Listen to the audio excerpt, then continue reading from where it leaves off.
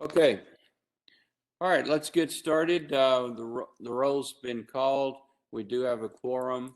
The next order of business is invocation by Jesse Hernandez. Thank you, Reed. Dear Lord, we are thankful for this day that you have given us, for its blessings, its opportunities, its challenges. Thank you for the ability to be involved in useful work and for the honor of bearing important responsibilities. We ask that you would guide our thoughts and our actions so that we may have a successful meeting of the CPS Energy Rate Advisory Committee. Help us to accomplish our goals while displaying your character. Help us to do good, to be honest, to serve others, and to fulfill our obligations to our community. We pray these things in your name. Amen. Thank you, Jesse. Okay, let's just a couple of housekeeping items. First of all, I've got an inquiry from several people on. Now I got something else on here. Anyway, it doesn't matter. I've got several questions from folks concerning the press, and this is what I'm thinking. And if people feel differently, let me know. I think there should be no hesitance at all for anyone on this committee to talk to the press. However, when you do, please speak for yourself. I've tried to be very careful with that, even talking to the board, that I wasn't speaking for the RAC as a whole or paraphrasing anybody's thoughts. As an input group, I think it's very important that we each have our own voice, and if we want to, we speak for ourselves.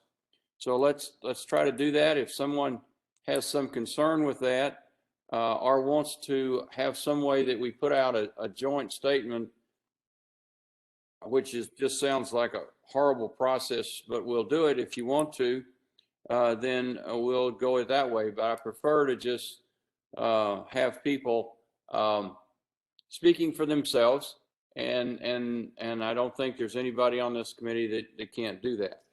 Second thing, Reed, can I say something on that? Comments, This is Dana. I agree with that. But what I do think we ought to all consider is that if you are going to talk to the press, try to say the same thing in this meeting so we can all hear it and have a chance to discuss what you're saying to the press. Because when one person talks to the press, even if it's you, and none of us have heard that, I mean, it sort of diminishes what this committee is all about. That's all I have to say. Yeah.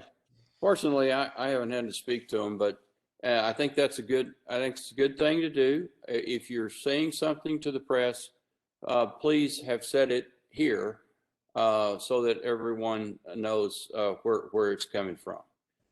Okay. Sorry, Ray, this is Wayne Eddington. Sure. I'm not sure I agree with that. I've been having a lot of problem with what's been going on about the, we're bad mouthing the leadership, we're bad mouthing this, we're bad mouthing that. That's not our charter to do that.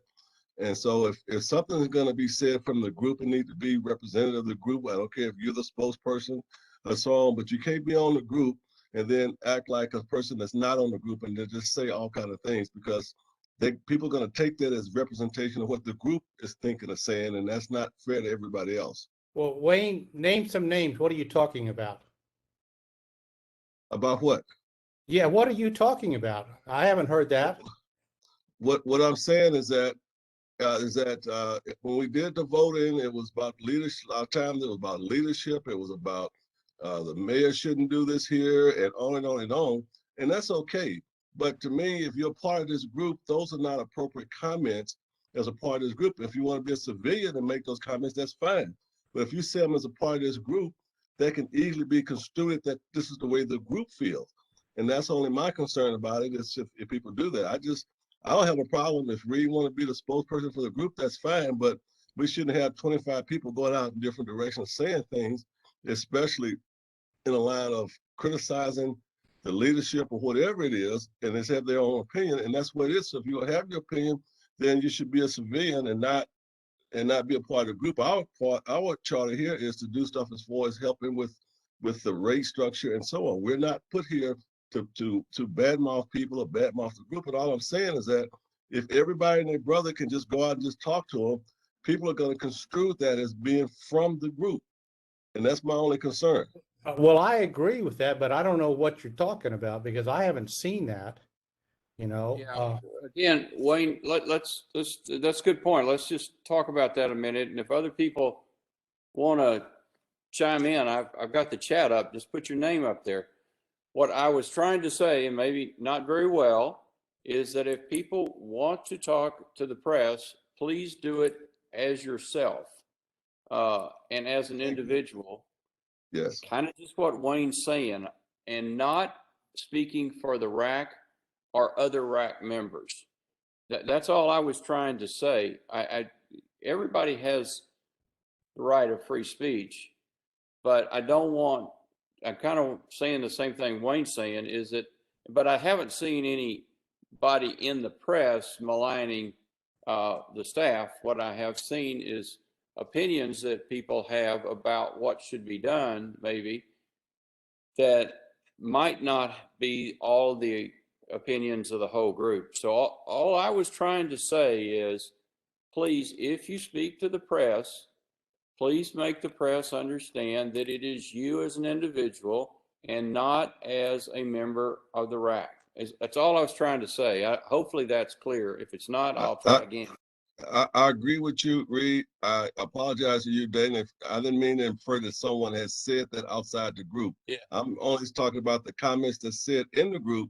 So if you say those comments in the group, that means you're authorized to go out and say them. So in other words, they're saying don't say something that the group hadn't heard before. Yeah. And I'm saying just because you said it in the group don't mean that that's representative of the group. Is all I was trying to say.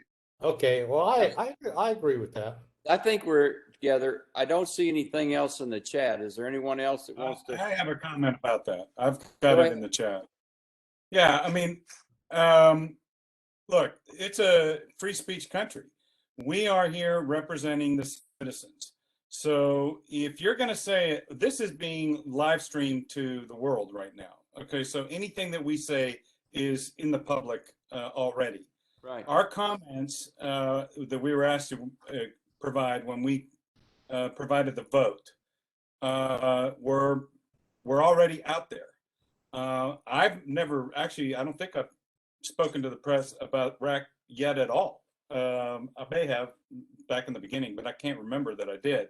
I have spoken to a lot of other people that have asked me about the RAC outside of RAC meetings, and I've told them exactly what I think. And I think to question leadership, to question governance structure, to question all of that is totally within the purview of talking about a rate structure. All of that is on the table. So I'm all of the opinion, let the press in. Let them monitor everything that we're doing, which they have access to. I also think that you're free to give your opinion. I do agree that you should clarify that it's your opinion and your opinion only, which is what I've said when I've talked about it in the past. I voted against it. I was in the minority, and I've made it very clear when I've talked about it. What I think we need here is more sunshine, more transparency, not less. Yeah, I don't think you'll get any disagreement from certainly me, not from me. And I can assure you that every time I've tried to, in fact, even in front of the board, tried to have y'all's statements speak for yourself, and I refuse to paraphrase or summarize for the group. So hopefully this will get it through. I just got an email from Anne Marie, and she said, can I see her in chat? And Anne, I cannot see her in chat. I have all attendees up and I don't see her. So I'm not sure what's happening. I don't see her in chat either. Okay, here it is. Well, I don't know what chat I'm in, but I basically you've got the floor. Go ahead.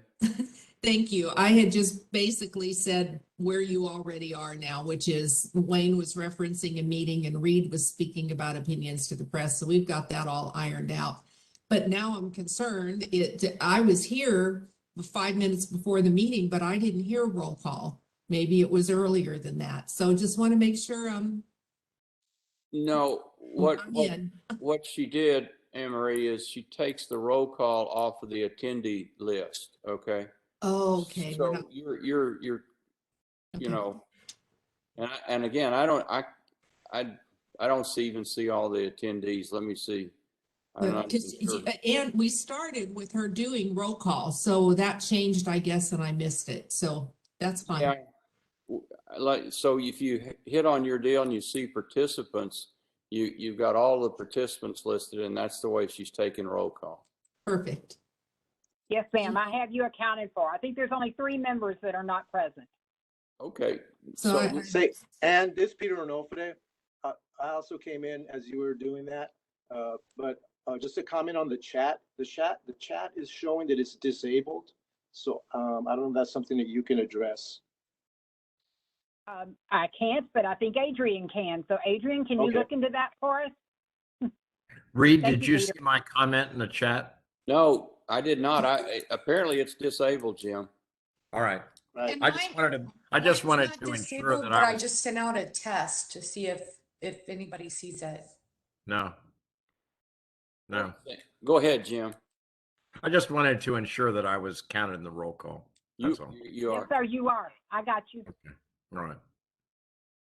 And I don't know what's wrong with the chat, so I don't know how we do this procedurally.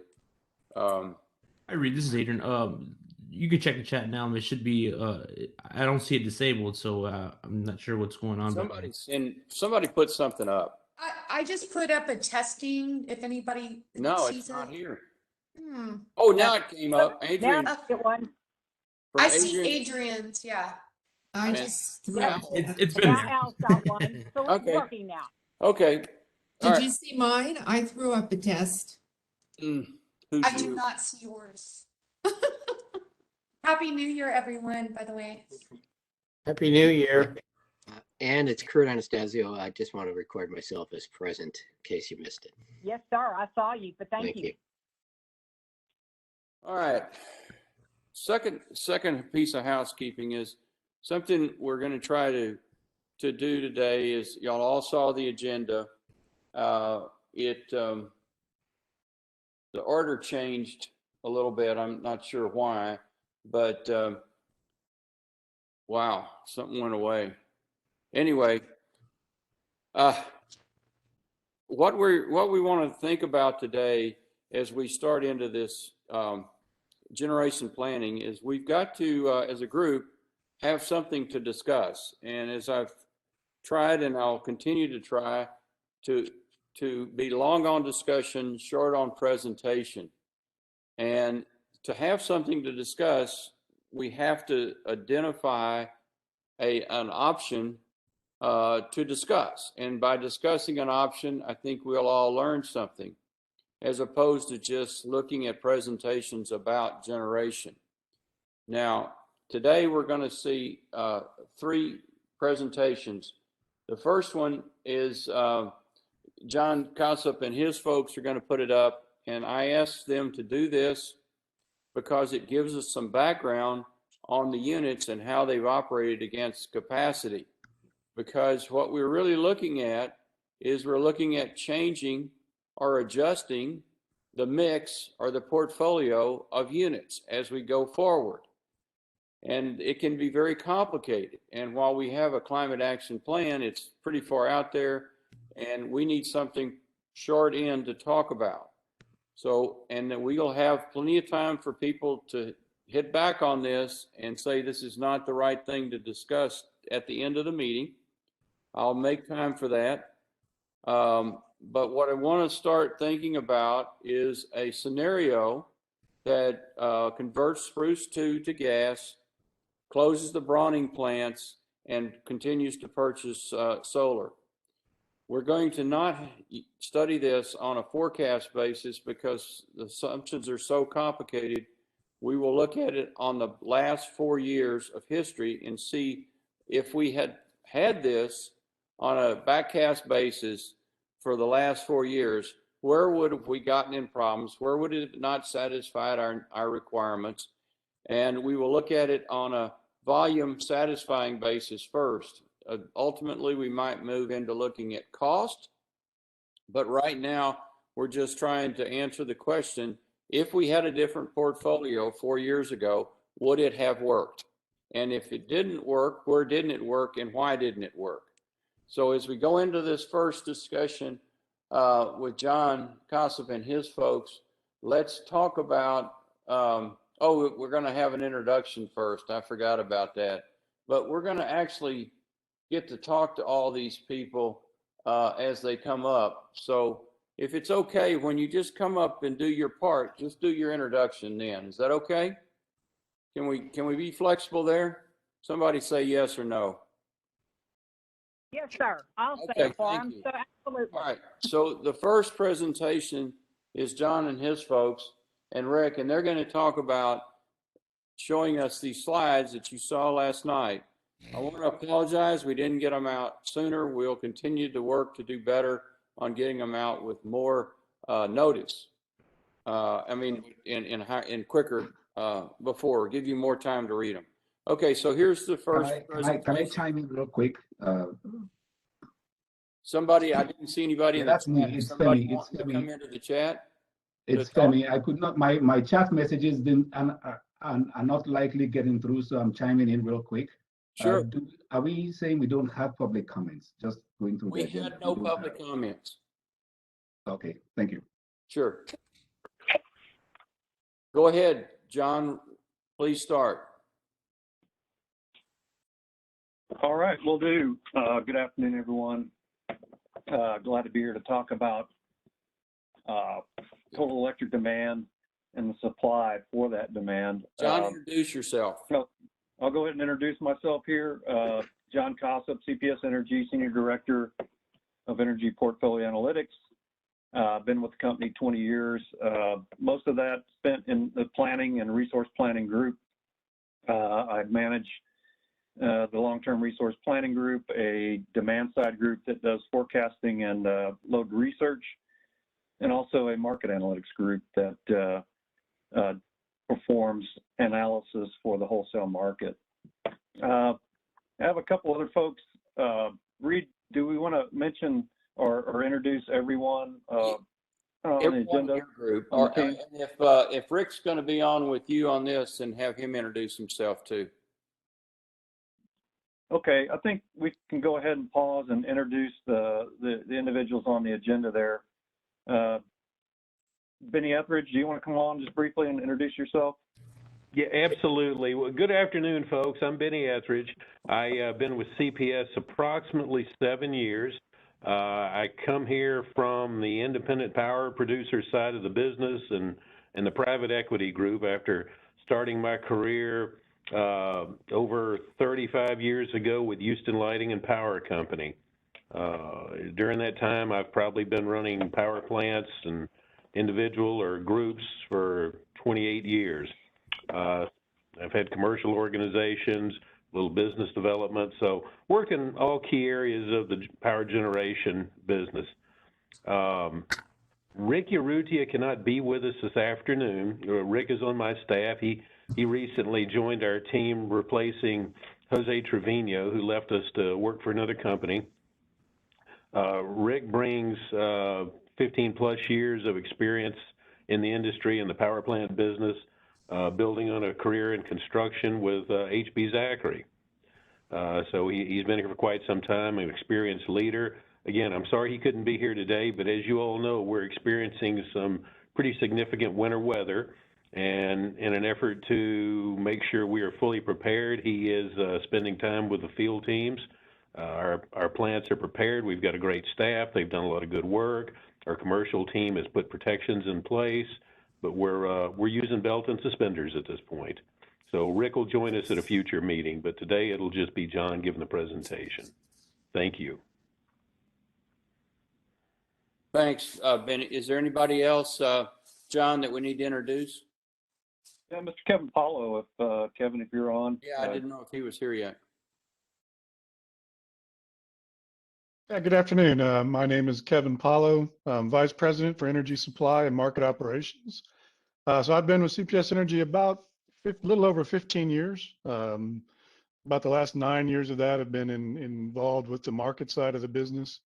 So John Cossip is part of my team. So obviously that's one of the angles that my team does is all of our long-term planning, load forecasting, generation planning. Another part of my team manages all of our interaction with the ERCOT market, scheduling all of our power generation units into ERCOT's wholesale market, buying and selling the power that we produce or that we consume, and managing all of that, 24/7, 365 days a year.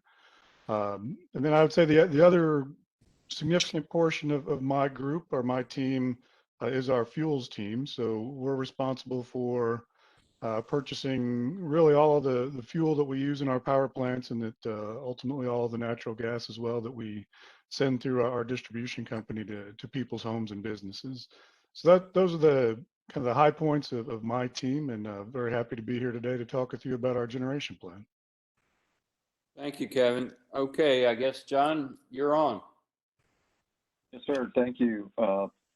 Thanks, Benny, Kevin, for those introductions. As Reed mentioned, we'd like to talk about our existing fleet, how it's used, gain that understanding, that knowledge base in our generation. Really, we're going to talk a lot about demand. It's primarily our retail electric customer base of about 885,000 customers, basically aggregated, and see how that changes based on the different seasons and what we do with our supply to meet that demand.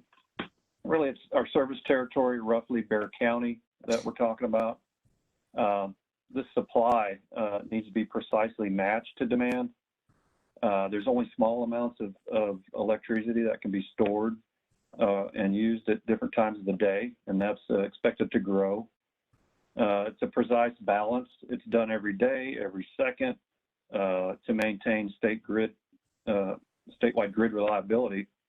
And CPS Energy, our demand and supply is very tightly integrated into the overall statewide grid.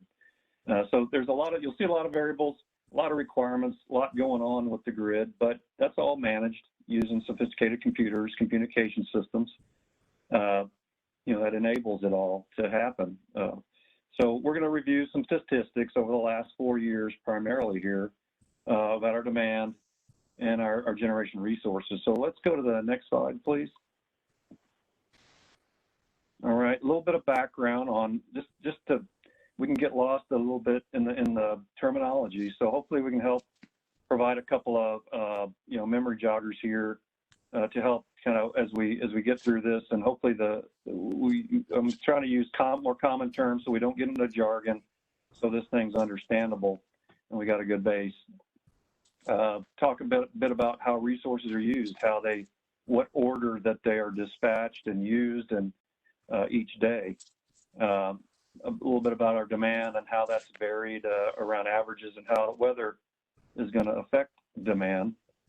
And also our utilization of our whole generation fleet over the last 4 years, a bit about that.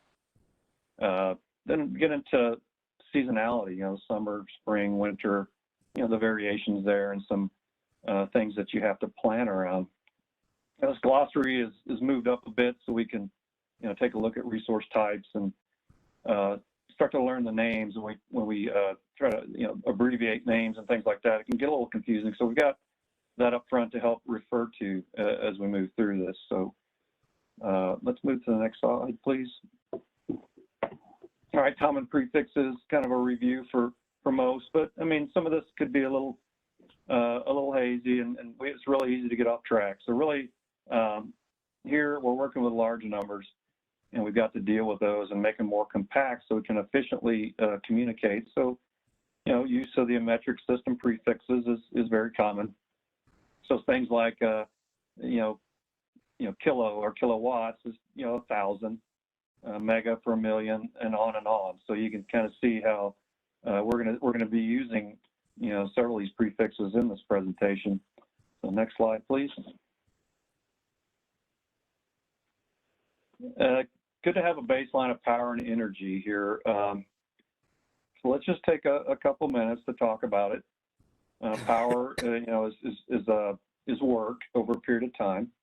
We're talking about the flow of electrical energy measured in watts, or W, abbreviated as W. So be a lot of talk about megawatts, megawatt hours, 10 to the sixth or a million of those units.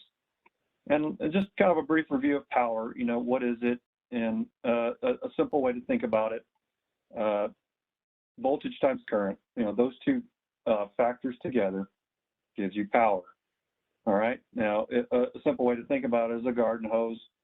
You put a nozzle on the end that you can control, and you've got probably about 50 psi in this garden hose, and that would be the voltage. So really, voltage is water pressure. You can kind of think about it like that. You double that water pressure, you have a lot more power. Same thing, similarly with the current. If you think about the size of the hose, it's about 1 inch in diameter.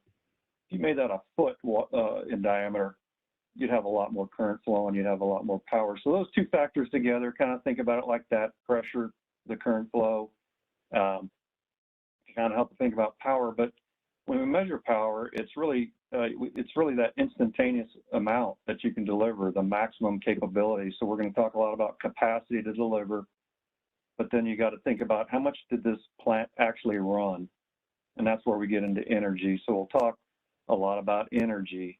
So megawatts and megawatt hours are going to be very common. So when we get into electrical energy, let's just add in the time element. Say we can add in a time element such as a monthly bill.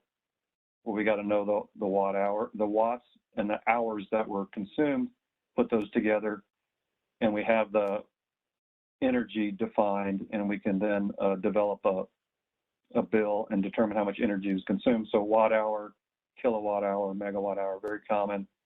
And then when we get into pricing, as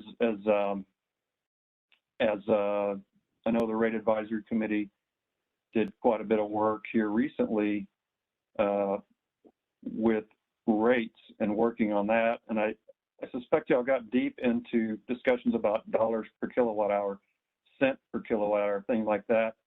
We're going to move up about, multiply by 1,000, and we're going to talk about more about dollars per megawatt hour because the bulk wholesale energy deliveries are larger. So we'll kind of talk in those terms. So hopefully that's going to be some useful information. And let me ask Reed here, do we, I guess stop me at any point where we can maybe take a breather, maybe field questions, things like that. How would you like to kind of do this? Yeah, absolutely.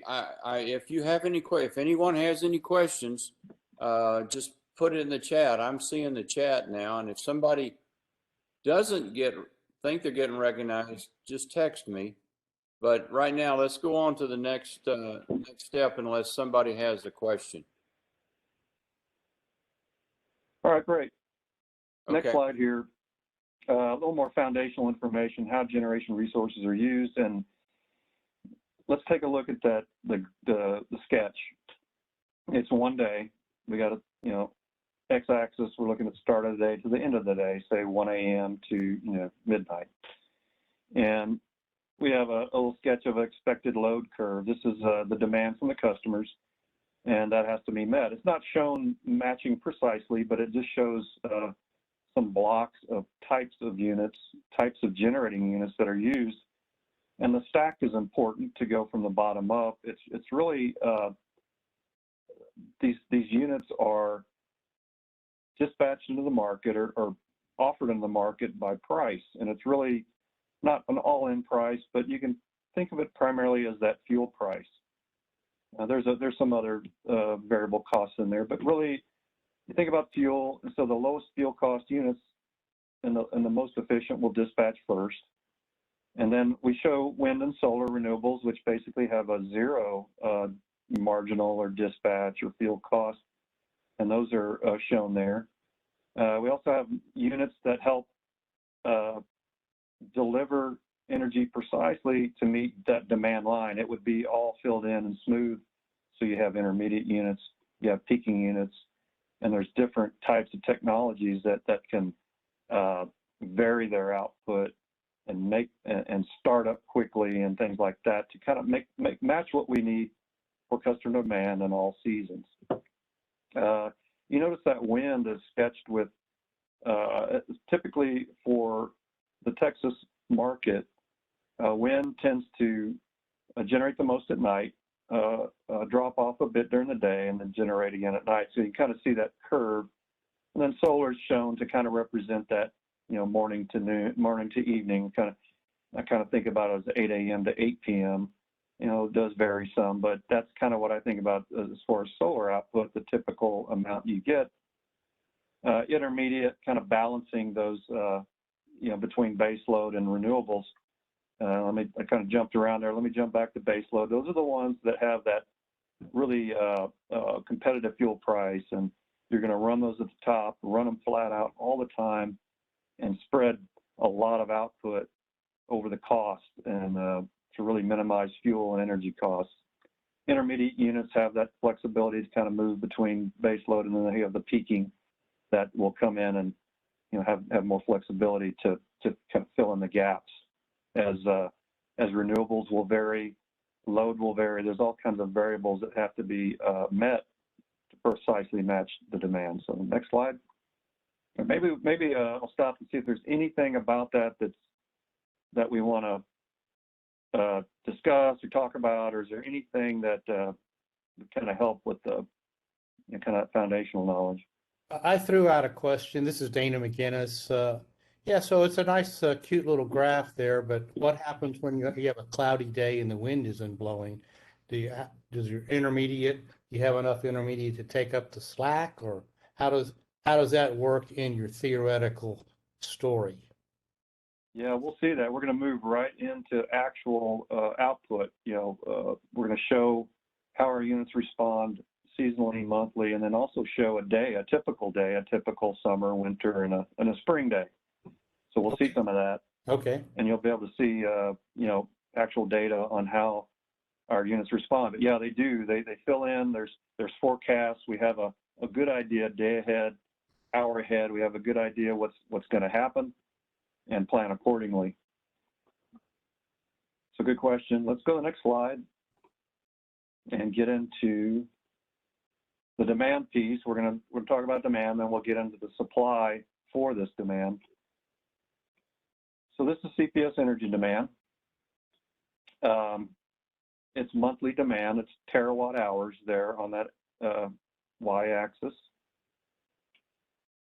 This is again primarily our total. This is our total electric retail customer base, about 885,000 customers, roughly within our Bexar County service territory. We're showing the 4 seasons. We consider summer to be May through September. Summer has about 50% of our annual demand. So this is, that energy delivered, kind of like, everyone's energy bill, your monthly bills all aggregated, and this is the total that has to be served. So about 50% of that annual demand is needed in the summer, driven by air conditioning loads. We're going to show, we show 2018 to 2020, those 4 years, and we show the 4-year average. So if we look at that 4-year average green line that's dashed and compare it to the 4 years of actuals, you'll see there's some variations. I mean, it's really weather driven, right? There's some years that are milder than others, more extreme than others, things like that. Some months that vary. The fall and the spring tend to have milder temperatures, so you see the demand drop to lower levels, and then you'll see a bit of uplift in the winter. Of course, driven by electric heating, heat pumps, other electric heaters, things like that. So any questions about this before we move into the supply component? I don't see any questions on the chat.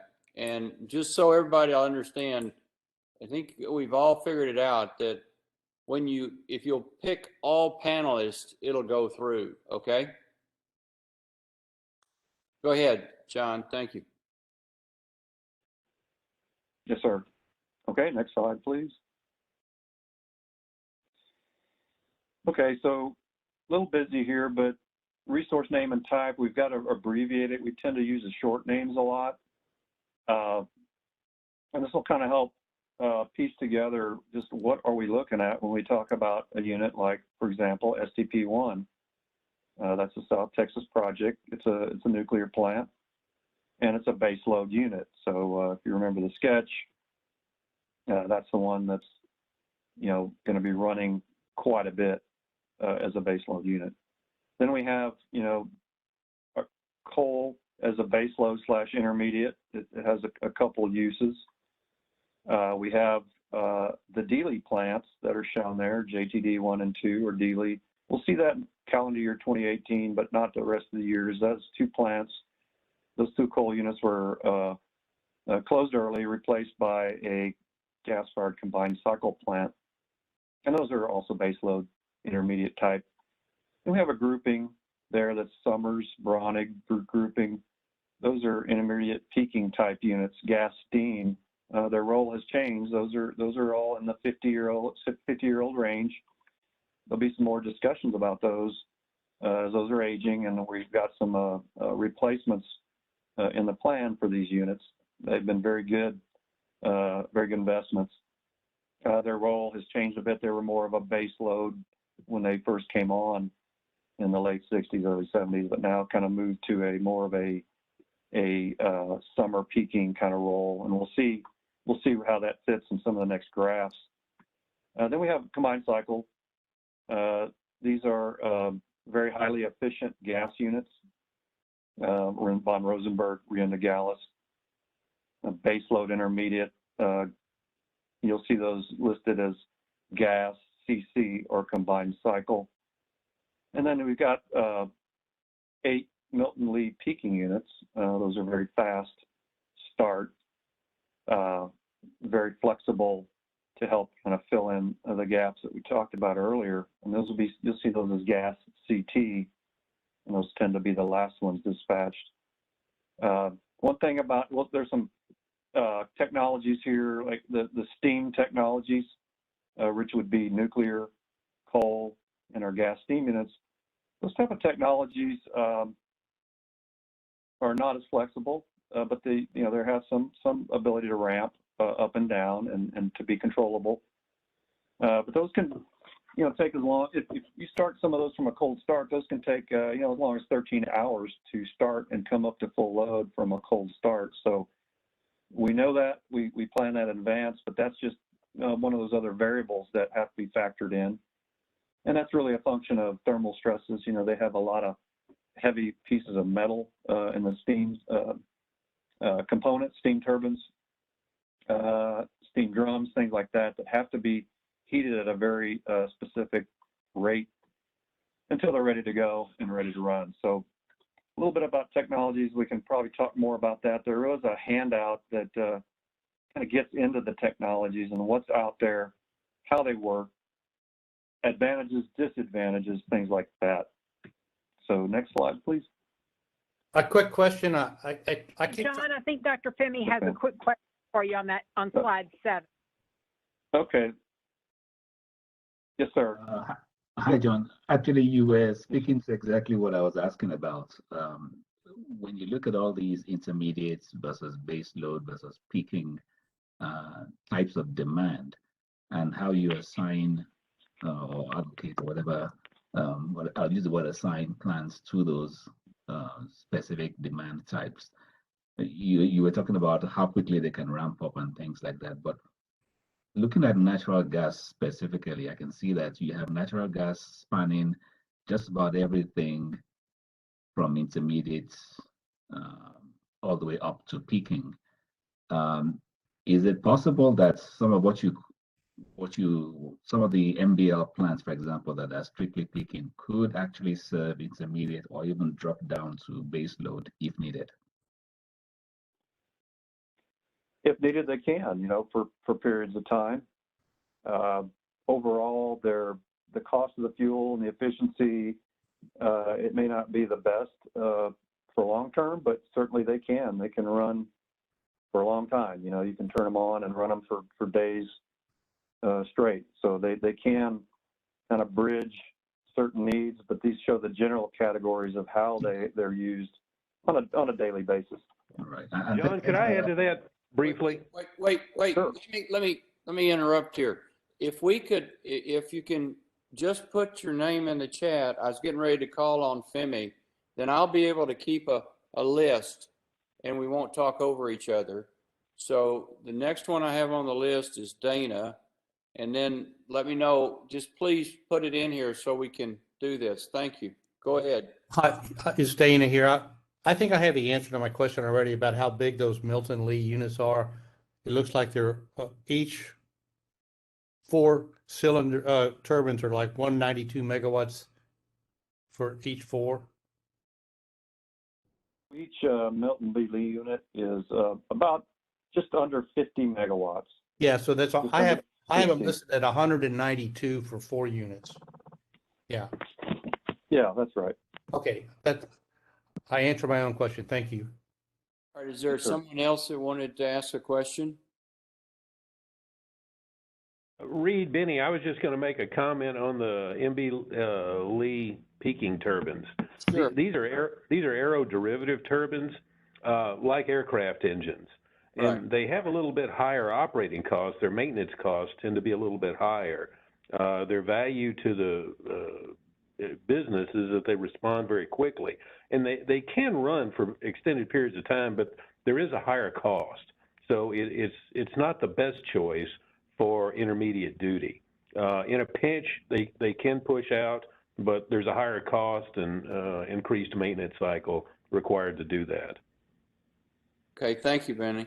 If I don't see anything else here, then John, go ahead to the next slide.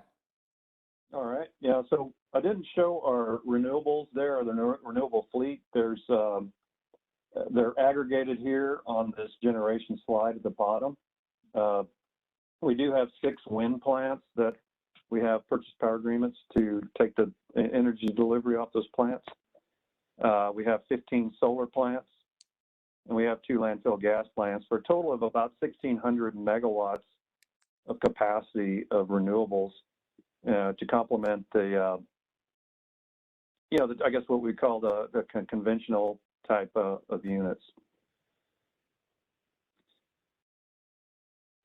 Thank you. That's good clarification. All right. So this is the generation utilization slides. We've got 4 of them. They're all, kind of this format. 2018, calendar year 2018 through 2021. This is the supply again to meet demand. We're showing here is utilization or capacity factor that we call it in the industry, but how are the plants utilized? Well, you see the formula, and it's really what's its maximum capability and what did it actually generate. So a lot of data, a lot of numbers, a lot of data, but as we kind of look at this, how it's set up, it's monthly, January through December. It's the monthly amount that this unit ran, and did it run at full load or part load, or did it run at all?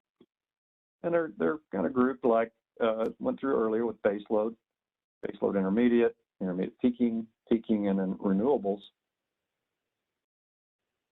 And you can see the color coding. The dark blue shade means it's 100%. It ran flat out every day of the month, every hour. If there's no blue shade, it's just white space and it's 0%. So, and then there's shading in between. So not all plants are going to run all the time, and that's pretty common as you fill in to meet demand. We do have a diverse set of resources that we're kind of touching on there. We've got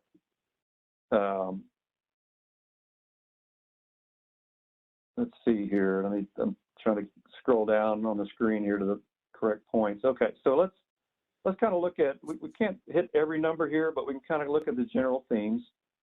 Talk about the demand is the greatest in the summer. So if we look at May through September and look at those columns, you see there's a lot more blue in the May through September. And really that's designed to meet those, the demand during the summer. And there are some summer nights that are kind of cool and you don't need as many units, so you'll turn them off or back down some units and reduce their output. So that's kind of what's reflected in the shading. We'll see in the summer, we'll tend to run those Milton B. Lee units we're talking about to kind of fill in. You say, well, why was May a little more shaded? Well, we may have had a pretty warm May in that year, and maybe not as much in the other months. Now you do see the peaking. If we kind of focus on those peaking units, that grouping, they do run outside of the summer too. There's some other periods they're going to run. There's optimization going on. You've got things happening outside those summer months where, we will take some plants down for maintenance. So the peaking units may have to fill in here and there. There's demand changes.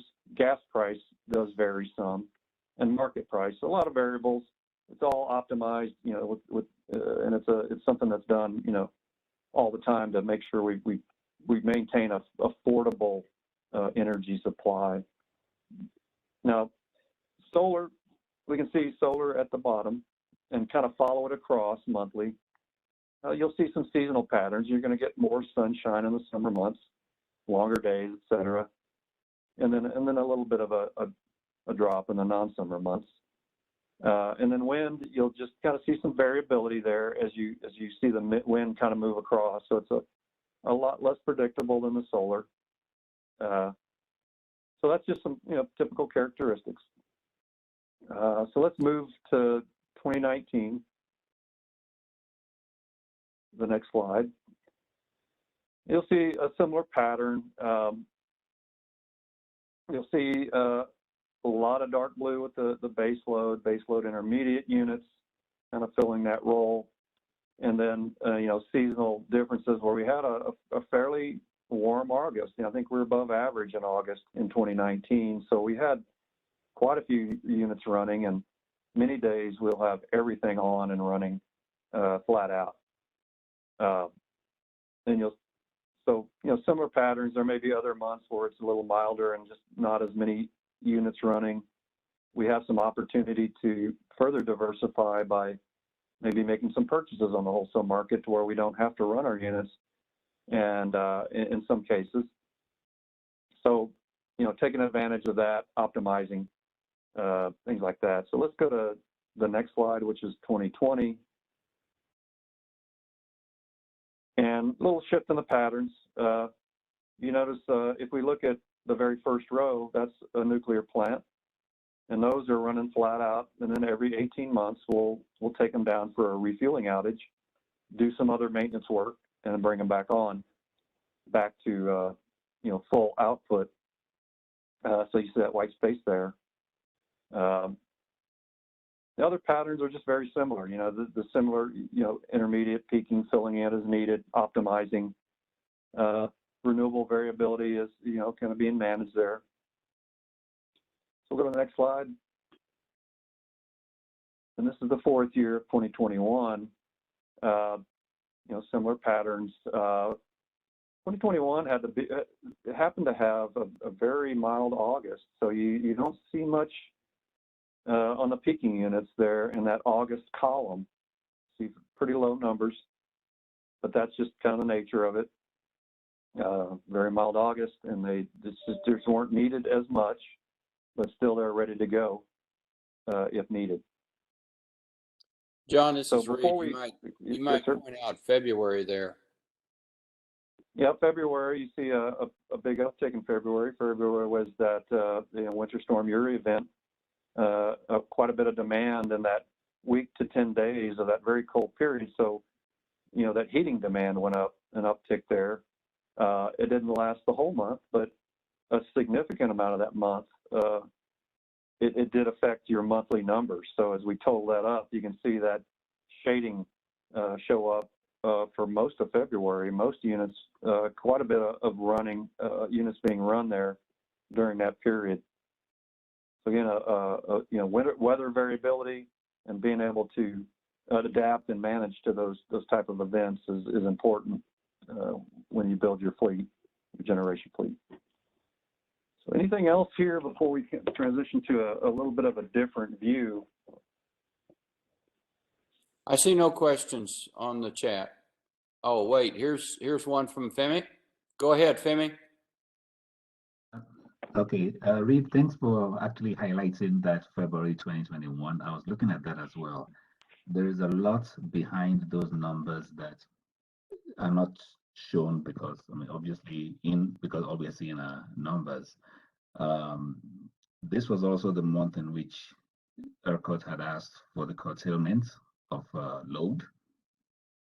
And I believe that would have factored into some of the utilization, as well as the fact that those plants did not run entirely because of the operational problems. So all those things are factoring into what is just a set of numbers for February. It's difficult to see that in this, but I hope we would bear that in mind as we compare numbers across months and across years. Benny and John also talked about those optimizations that were going on, but also the optimizations were also affected by those constraints placed on us on CPS Energy by ERCOT. I think those have to be borne in mind as well. Okay, Al, you're next. Al, you're on. Okay, regarding the solar, can wind and solar be used 100% when available, or are we limited due to not being able to turn off the base generators because of the base load generators have a long turn on time? Good question too there, Al. Yes, sir. We'll take whatever energy is delivered from our renewables resources. We'll take it. It's almost, you could kind of think about it as a base load to some extent, because we'll take that and we'll adjust around it. The base load units will stay on, like nuclear, that has to stay on and remain on. It cannot ramp. It doesn't have the capability to move up and down. So other resources will adapt and adjust as needed. And there's there's forecasts and things like that. So we have a good idea of how to set up our lineup for the next day. And then we adapt when we get into real time and adjust. So hopefully that answers your question. The next question is from Kurt. Kurt, you're on. Kurt, go. Can't unmute. Can you hear me now? Gotcha. Okay, good. It was hard to unmute. I'm looking for a little bit of context, maybe from those experienced in the industry on these generation utilization numbers, because, having been involved with, other plants, other manufacturing facilities, not in the power industry, these utilization numbers strike me as low, even for much of the time, even within the base load intermediate. So, if we had some comparative data, I'm not asking for it, but I'm just trying to get a sense from those experience. Are our utilization numbers sort of, in line with the power industry, or lower or higher, or can I get some, perspective on that? Yeah, good one there, Kurt. Good question. They're in line with the industry. If you look at these different types across ERCOT, you're going to see similar numbers. It's a commodity market. It's this type of product can't be stored in bulk yet. So therefore, you've got to deliver. It's got to precisely match. So it's a economic dispatch. These units are dispatched. You bid your unit into the wholesale market, and you'll get struck based on merit order. If people are kind of familiar with those terms, marginal cost, that variable cost of fuel. So, the desire would be, spread on the units that have a lot of fixed costs. You want to spread a lot of output over that to get a very affordable price. It may not be possible at all times. And even some of the roles are going to evolve over time. These are long-term investments that you tend to keep these assets for a lot of years. And like I said earlier, on the gas steam units, the Summers, OWS, VHB, those intermediate/peaking, those were really initially designed as more base load intermediate. Now they've kind of moved into more of a peaking role, and that has evolved over time. And it's still reasonable and economic to do that. and it all kind of, I guess one measure of that is like, well, does this make sense? Is it economic? I guess one measure would be, what is maybe if we can kind of look at our all-in rates for, say, retail customers, which is a common measure we use, and I think y'all have been exposed to that as part of the rate advisory work. How does that stack up? I mean, does it work? Is it reasonable? So kind of long answer, but does that kind of help? Some of that's subject to market conditions and how these run. Yeah, no, it does help. Thank you. I mean, again, I'm looking at this as someone outside this industry, so probably naive questions, but like just at first glance at looking at this, it strikes you as there's a potential for some cost savings here because of these low utilization rates, even pretty high up in the table. And, there may or may not be, but I appreciate the answer from people more experienced than I looking at these generation numbers. Yeah, that's good. And we'll kind of get into a little bit more about managing risk and what is that risk, and if you are short on capacity, there's some significant impacts, cost impact that could be incurred if you're short. Just kind of the way the market is all set up, it's kind of an involved discussion, but really you want to have enough to meet our demand and some extra reserve capacity just in case things don't go as planned. So that's kind of the rule. And yeah, no, I appreciate that, and I hear kind of implicit in your remarks, really the devil's in the details. I mean, how often are you having to go out in the market, and what's the cost of that versus maintaining all this capacity? It's I'm sure it's not a simple balance, but I'll leave it there for now. Maybe it's a subject we'll come back to later. Great, thanks. Thank you, Kurt. We're going to circle back to Femi because he didn't hear an answer to his question. Femi, ask your question again so that we can get your question answered. Okay. It appeared my question was not answered. We moved on to the next person, probably because of trying to get through all the people in the queue. I mean, my question was very simple.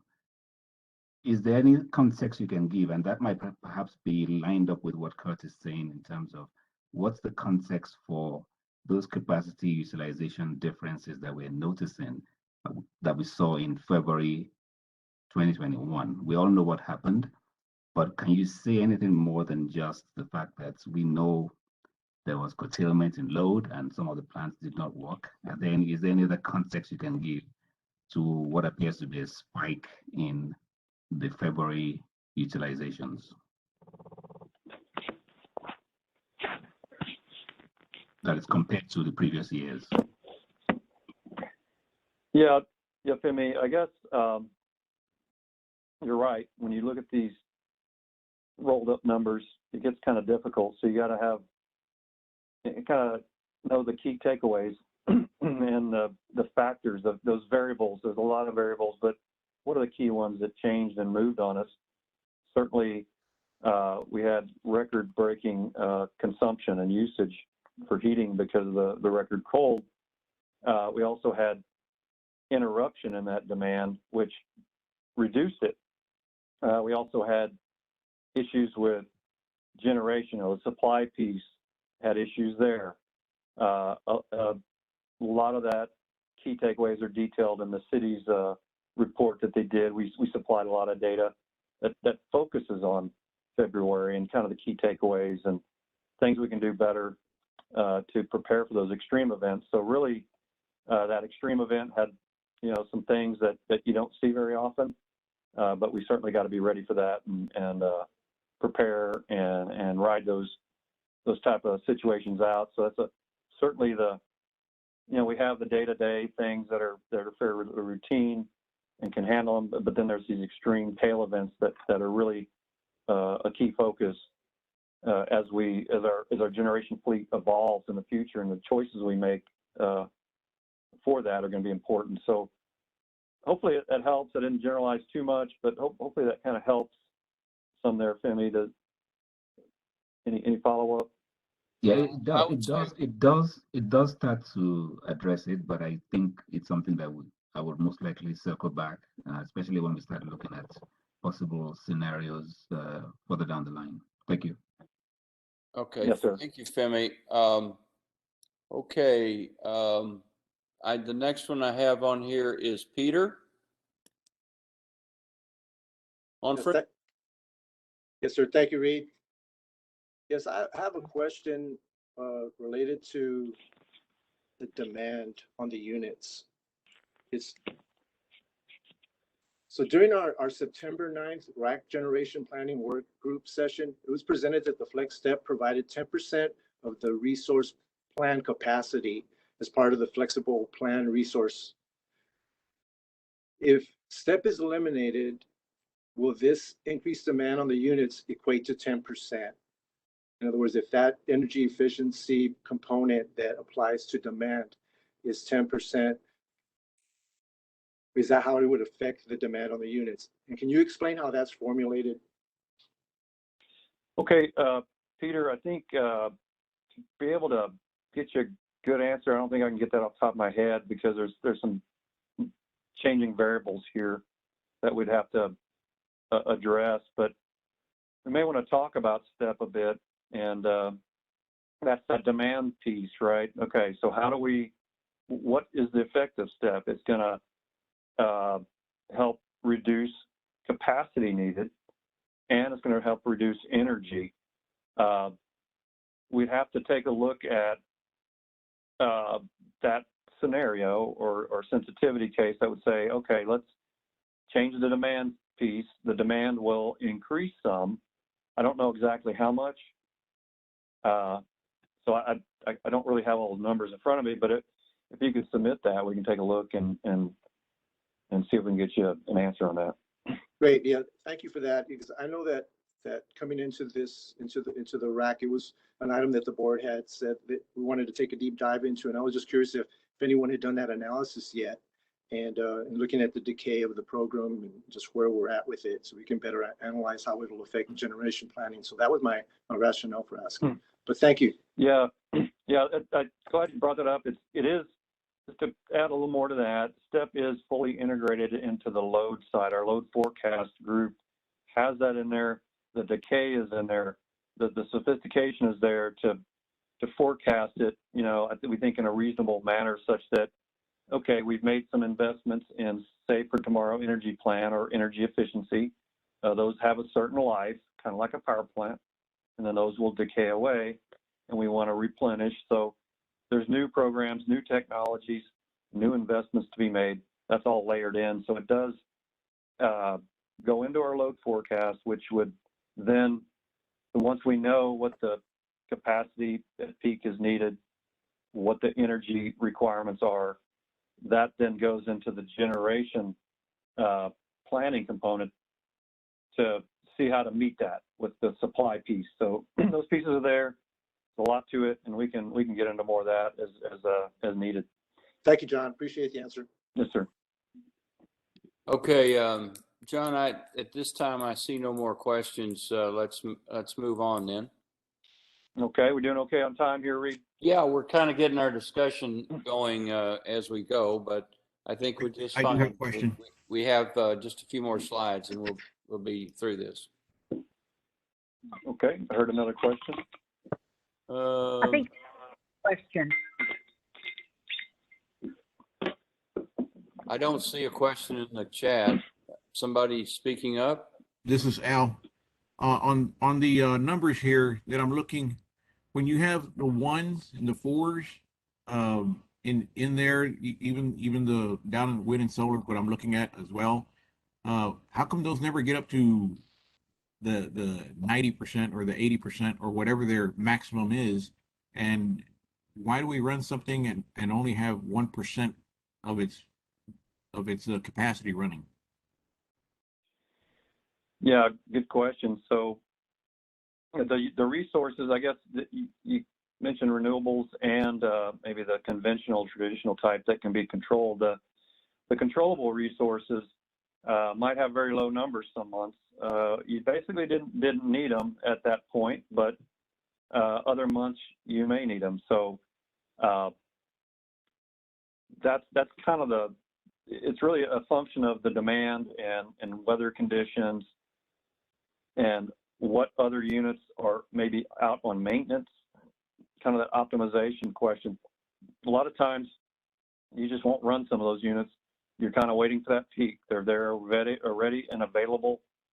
And, you know, as market conditions change and if market prices rise substantially, we will be able to deploy those units and provide a protection for our retail customers to not be exposed to that high price and things like that. So renewables, they have a capacity factor that's really dictated by their, you know, you can call it fuel, but it's dictated by how much solar resource that we have or wind resource. And there's only so much you can extract. There's only so much efficiency you can get out of those. So 25% is a kind of typical number that we have for solar annually, and that will vary some by month. Same for wind. Wind is like a 35 to 40%. You might see some hours, maybe short periods of time where your renewable, like a solar plant, could be at 80, 85, 90% for that period of time, and then the sun starts to go down and you start to drop its output. And obviously at night there's no solar output, so you can't gain any advantage from solar during that time. So it's really a function of the lower energy density from your resource to run solar and wind. So does that help there, Al? John, let me jump in here maybe and help on this with Al. What these are percentages. So what you've got is if you ran a plant for the whole month, 24 hours a day for every day in the month, that would be a number. And then they take the number you actually run it over that. So that's actually a percentage, Al. That's not that you're running it at 1%. It's you ran it 1% of the time you could have run it, if I understood your question. That's good. Thank you. Yeah. Okay. I don't see anything else in here, so I think we can go on, John. All right, slide 12 here, summer utilization. So we're gonna move from this monthly view and zoom into a summer month and a summer day. So we got a summer month on the left-hand side, summer day on the right-hand side. On the left-hand side, we picked August. We took 2019, so this is August 2019. It's actual data, and we can, if we kind of look at the top of the stack, you can see variability. So that's really, you know, the variability in the weather that's kind of driving demand, really air conditioning here in the summer. And we see the different resources that are used, you know, in economic order from the bottom up, starting with nuclear. And this is on the left-hand side, it's generation or volume or, you know, megawatt hours or energy by day of the month for August. So each day we see what's happening and we adjust it each day to serve that demand with fleet. We had, you can see that nuclear is very steady, baseload type unit. Then we show solar, and we get a pretty similar amount each day. But you know, solar is going to vary, you know, on a daily basis from 8 a.m. to 8 p.m. roughly, but not at night. But anyway, in a volume basis for the day, it's fairly steady in the summer. Then we show move up to the wind color there, that segment, that area of wind, quite a bit of variability. So we know that, we expect it, we forecast it, and then adjust if it doesn't particularly hit the forecast exactly right. And we'll move other units around to compensate for that. And then you have, you know, your coal and your gas combined cycle. We have some purchases there. You know, those purchases are, you know, another diverse kind of a, you know, resource tool that we have, helps us manage risk, you know, depending on several factors. And then at the very top, there's that lighter blue, the gas steam that we talk and say it's intermediate or peaking, those tend to run in the summer. And there's our gas steam units on and running and delivering, and then our very flexible gas combustion turbines, the gas CT. At the very top, there's some dark shading you can see where those were used to fill in during the summer months.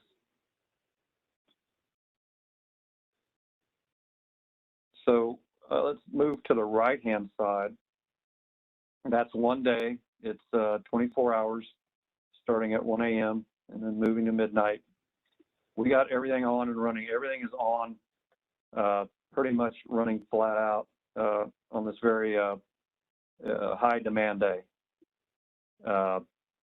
It's running all day. We're making sure we're going to cover the maximum peak amount and then all the other amounts needed. And you can see it ramping up. You see our demand line there, that dark colored demand line. That's our retail demand, and we're producing above that. There is some generation being used by the others in ERCOT, by the rest of the grid, and it's a function of, that could be a single transaction with a single entity, or some of that is just general usage by ERCOT, where they ask for more, we deliver, and it's so we can't overproduce if we have extra capacity. There are some, we can't overproduce a bit beyond what our local needs are, and really help the rest of the grid. There is some dollars we can bring in that go right back to our retail customers. It's about 15% roughly on an annual basis of what can be produced. We see there's a lot of things we can talk about here. Our peak is around 6 to 7 p.m. in the evening, maximum amount that's needed by our customers. The retail peak demand is around that 5,000 line. That's pretty common in the summer to reach that from time to time. Some days, it was really hot days, 105 degrees. We kind of got into this maximum capability. Our total, we see about 6,400 megawatts of total capability to serve with everything on it maximum. But we can also look at our fleet when we add total capability of renewables. That takes our maximum up to 7,300. But we really can't rely on that 7,300, also called nameplate. But we can't rely on that 7,300 at peak.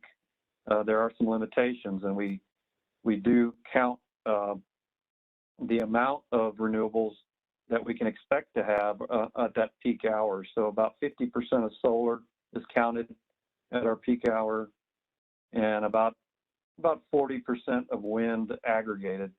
For West Texas is lower, and coastal wind produces more on peak. So really we do just count on what we think will be available at that peak. And then you can kind of see the solar, and the solar does give us a bit of a boost, maybe about 50% at our peak, during our peak needs in the summer. And this will change on us. This whole picture is going to change when we get into other seasons. But this is our can be considered the maximum stress on the system, the maximum amount that we need to plan to, kind of on an annual basis, really thinking about that summer and being ready, and then being ready for other extreme situations, for example, in the winter. Okay, I don't see any questions on this. Let's move on to a winter slide, and then the spring, or spring and then winter. All right, we got spring up here. Now, spring is much milder, much more, a lot less demand. Spring, we're taking some plants down for outages, staggering the outages for maintenance to make sure those are ready to go for winter and for summer. Peak is only about 3,000 megawatts, much less demanding. Fall months would be similar. So spring and fall have some similar patterns. We do see that wind variability. If we we also see solar variability much more than in the summer. So we do plan around that and understand it. And you don't see as much gas steam there. Like we saw that white space in the utilization charts. Not as much gas steam, but they're ready and we'll bring them on if needed. And we can see that one day, I know at the 9th day of April, April 9th, we needed some gas steam and then we turned them off. Didn't need them after that. A little bit of purchases get filled in here and there, all that optimization that's going on. And then our quick start peaking is also there.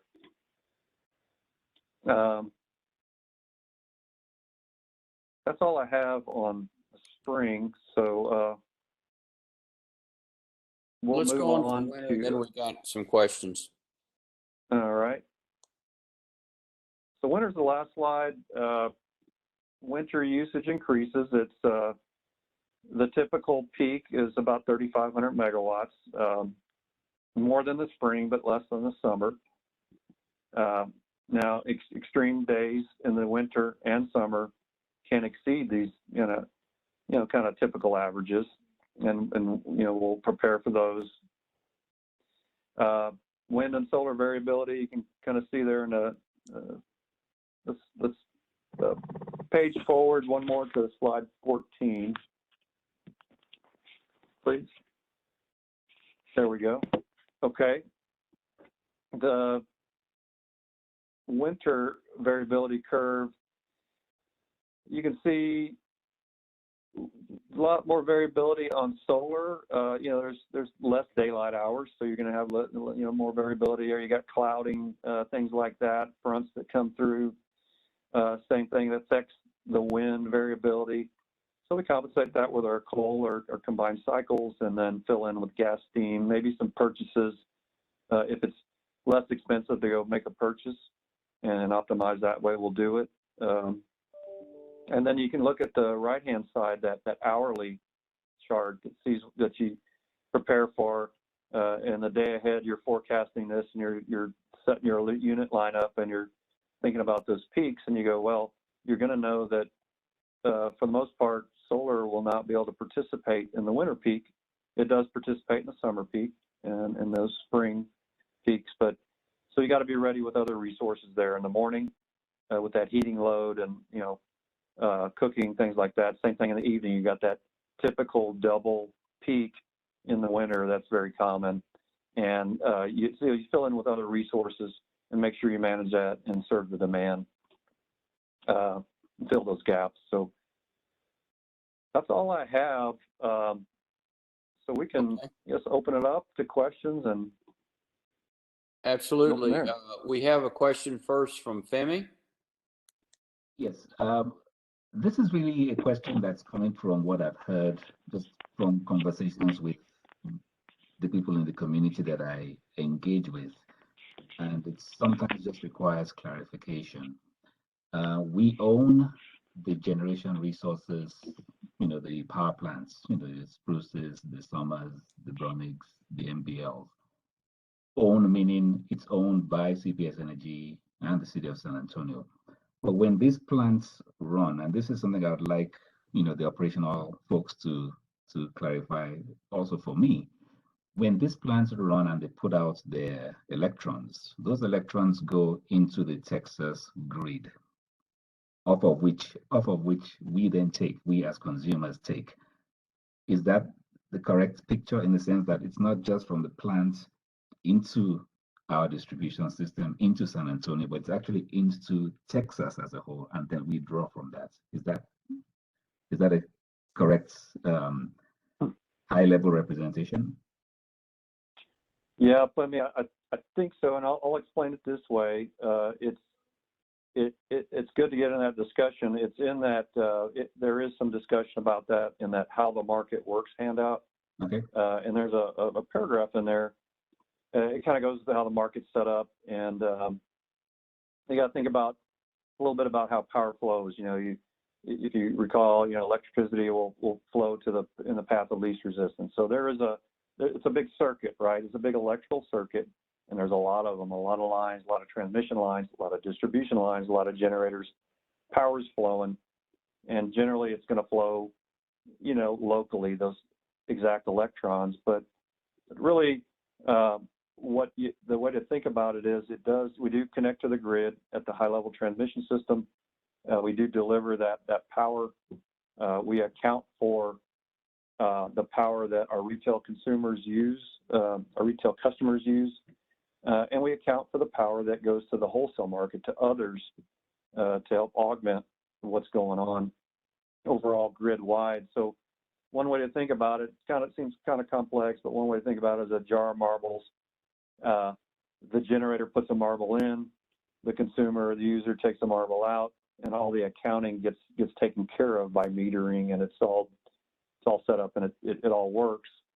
So hopefully that helps. I know it's a little abstract, but it's really hard to really track those electrons. Right. I understand, and the reason I asked the question is because I was having some problem even talking to my, as I said, my network of contacts and people I speak to, day to day about how this works. There's always that feeling that it's our plans, therefore it comes directly to us. But as you said, it goes into this jar, and then we essentially take out of that jar. And the assignment of plants generation to consumption is done through that settlement process, which you all go through long after the electrons have been consumed. So thanks for clarifying that. I think it does. I like the analogy. It's something that I'd like to be able to use as well. I have another one, but I'll see if anybody else has any question. I'll come in later on. Okay, we've got a couple of comments here. Let me go ahead and just let Michael talk. Go ahead, Michael. Yeah, I was just putting in chat, trying to answer Femi's question that the actual flow of electrons is sort of irrelevant, that I believe we try to put into the system what our demand is, what we take out of the system. So as long as we're putting in what we take, that it all evens out. The actual electrons may be coming from another generation source, but we just balance all that out. Over. Thank you. Any more questions? All right, let's go ahead and is this the end, John, of your presentation? Yes, sir. That's the last slide, and right on time. We're ready to go. We're right on time. It's 4:21. From 4:20 to 4:40, open discussion. The floor is open.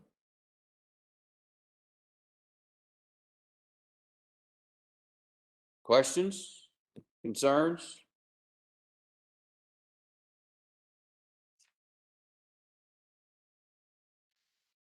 I hear no one. I see no one. Hey, Reed? Yeah, go ahead. Just as we move forward on trying to, analyze the generation going forward, I think we'll just need maybe some view into the, economics of maintaining the current system as is versus the changes we want to make to it. So, if we can get a specific case to work on, like you've proposed, and kind of, compare that to what we have on not just capital costs, but operating costs, everything.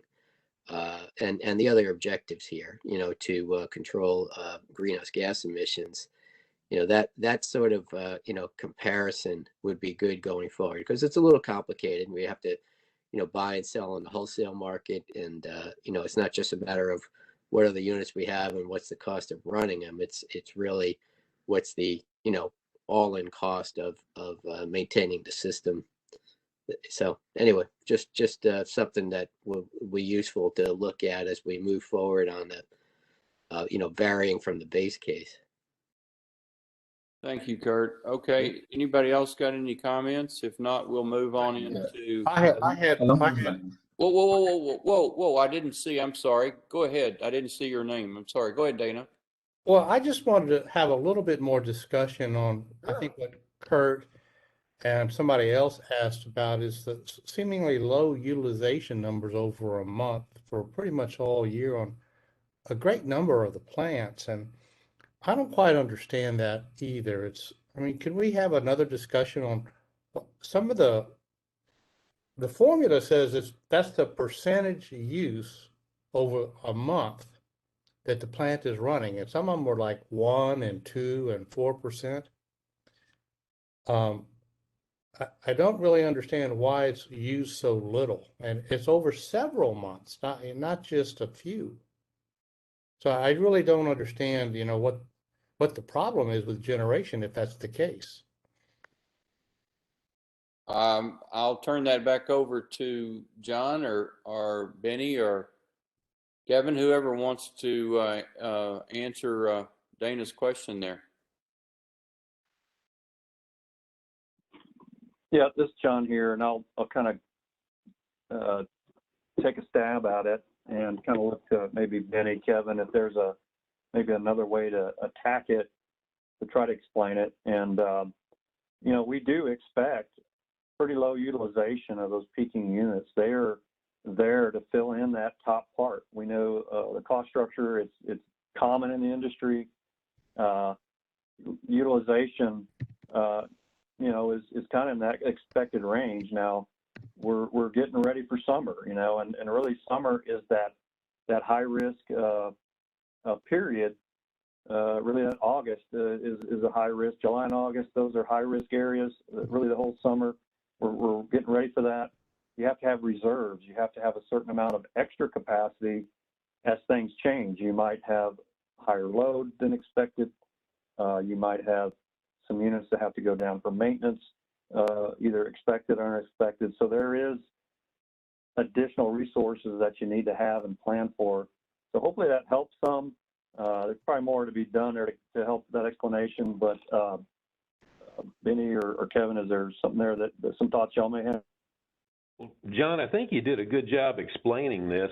I guess, when you see a 1% utilization capacity factor there, let's say for Lee West Unit 1, 1% for that unit works out to about 7 hours during the month. Again, ERCOT works on an economic dispatch. The cheapest units run first. So the base load, South Texas, for example, loads up. You see the spruce units load up. The combined cycle units load up. And then we start doing the filling in the blanks, if you will, with the other units. Depending on what's running, if we've got the larger gas steam units, and they'll call for additional load on those. Kevin can explain to you the requirements where we have to maintain certain ancillary service megawatts available where a unit doesn't necessarily run, but it's there and it could be run if the system needs it. So can I, elaborate a little bit on that? So even in this hot months, well, let's just say in this particular chart, say August with the utilization on, say, the peaking units was pretty high versus the average is still only 16 or 18%. And then in September, it's still hot. And even it looks like one of the other gas plants was down. It's up here in the blue area. It's only 45%. So,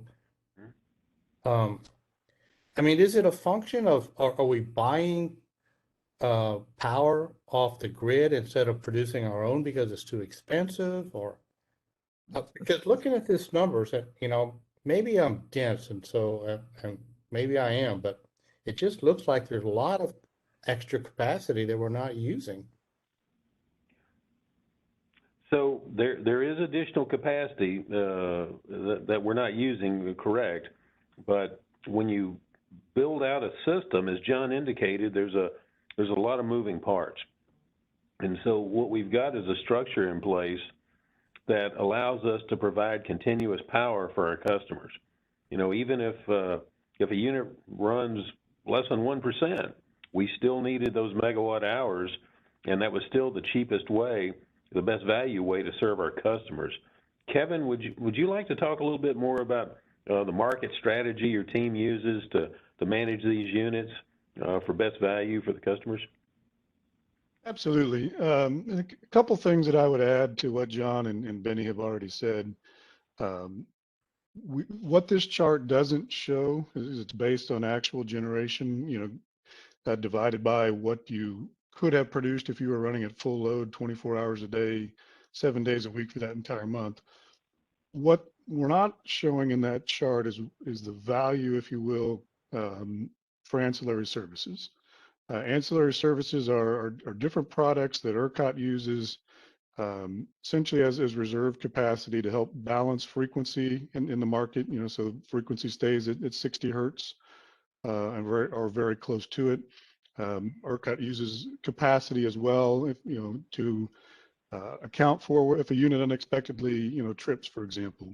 There's capacity that ERCOT has got in reserve that they can call on to essentially offset that unit that unexpectedly dropped off. And so we talked around it a little bit earlier about energy, right? What we try to do from a market strategy is we would like to be producing as much energy as we are consuming load. That way, again, we talked about it, right? Our generator puts a marble into the jar and gets paid a certain amount by ERCOT, whether that's $50, $100, or $1,000. Our load is taking a marble out of the jar at that same price. So that nets together, and what's left over is our, you know, our customers essentially are paying the cost of our own generation, you know, the fuel costs and such to run that generator. Ancillary services work similarly. As a load within ERCOT, we have an obligation every hour of every day to provide our load has to buy a certain amount of ancillary services from ERCOT. With our generation, we then sell that same amount of ancillary services. So again, our load is having to buy the ancillary services that reserve capacity from ERCOT or pay for it. Our generators are selling that reserve capacity to ERCOT. So the net impact to our customers is we're essentially self-providing that requirement. So that's not shown when you look at this utilization is the value of that capacity. So for example, non-spinning reserve is one of the ancillary services. That's a service that ERCOT keeps in reserve until they call on it, and you have to respond within 30 minutes to provide that generation. We typically use those peaking units, the Milton Beeley West units, for example, to provide that service. So it may have a capacity obligation much more than 1% of the month, although it's only producing energy for 1% of the month.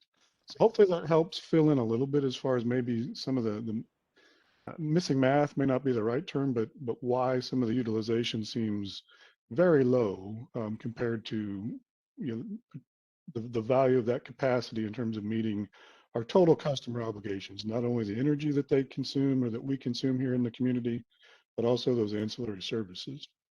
Well, I think it helps a little bit, but I mean, then I know that from time to time you make deals with large customers, for instance, to if the peak demand gets in the high range that they agree to shut down power and things. You know what I'm talking about?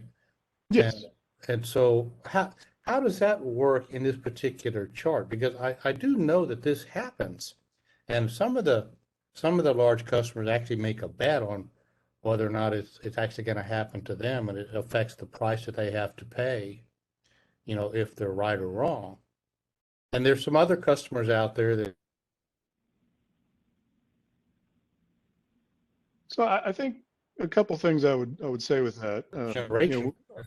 It's going to be. Go ahead.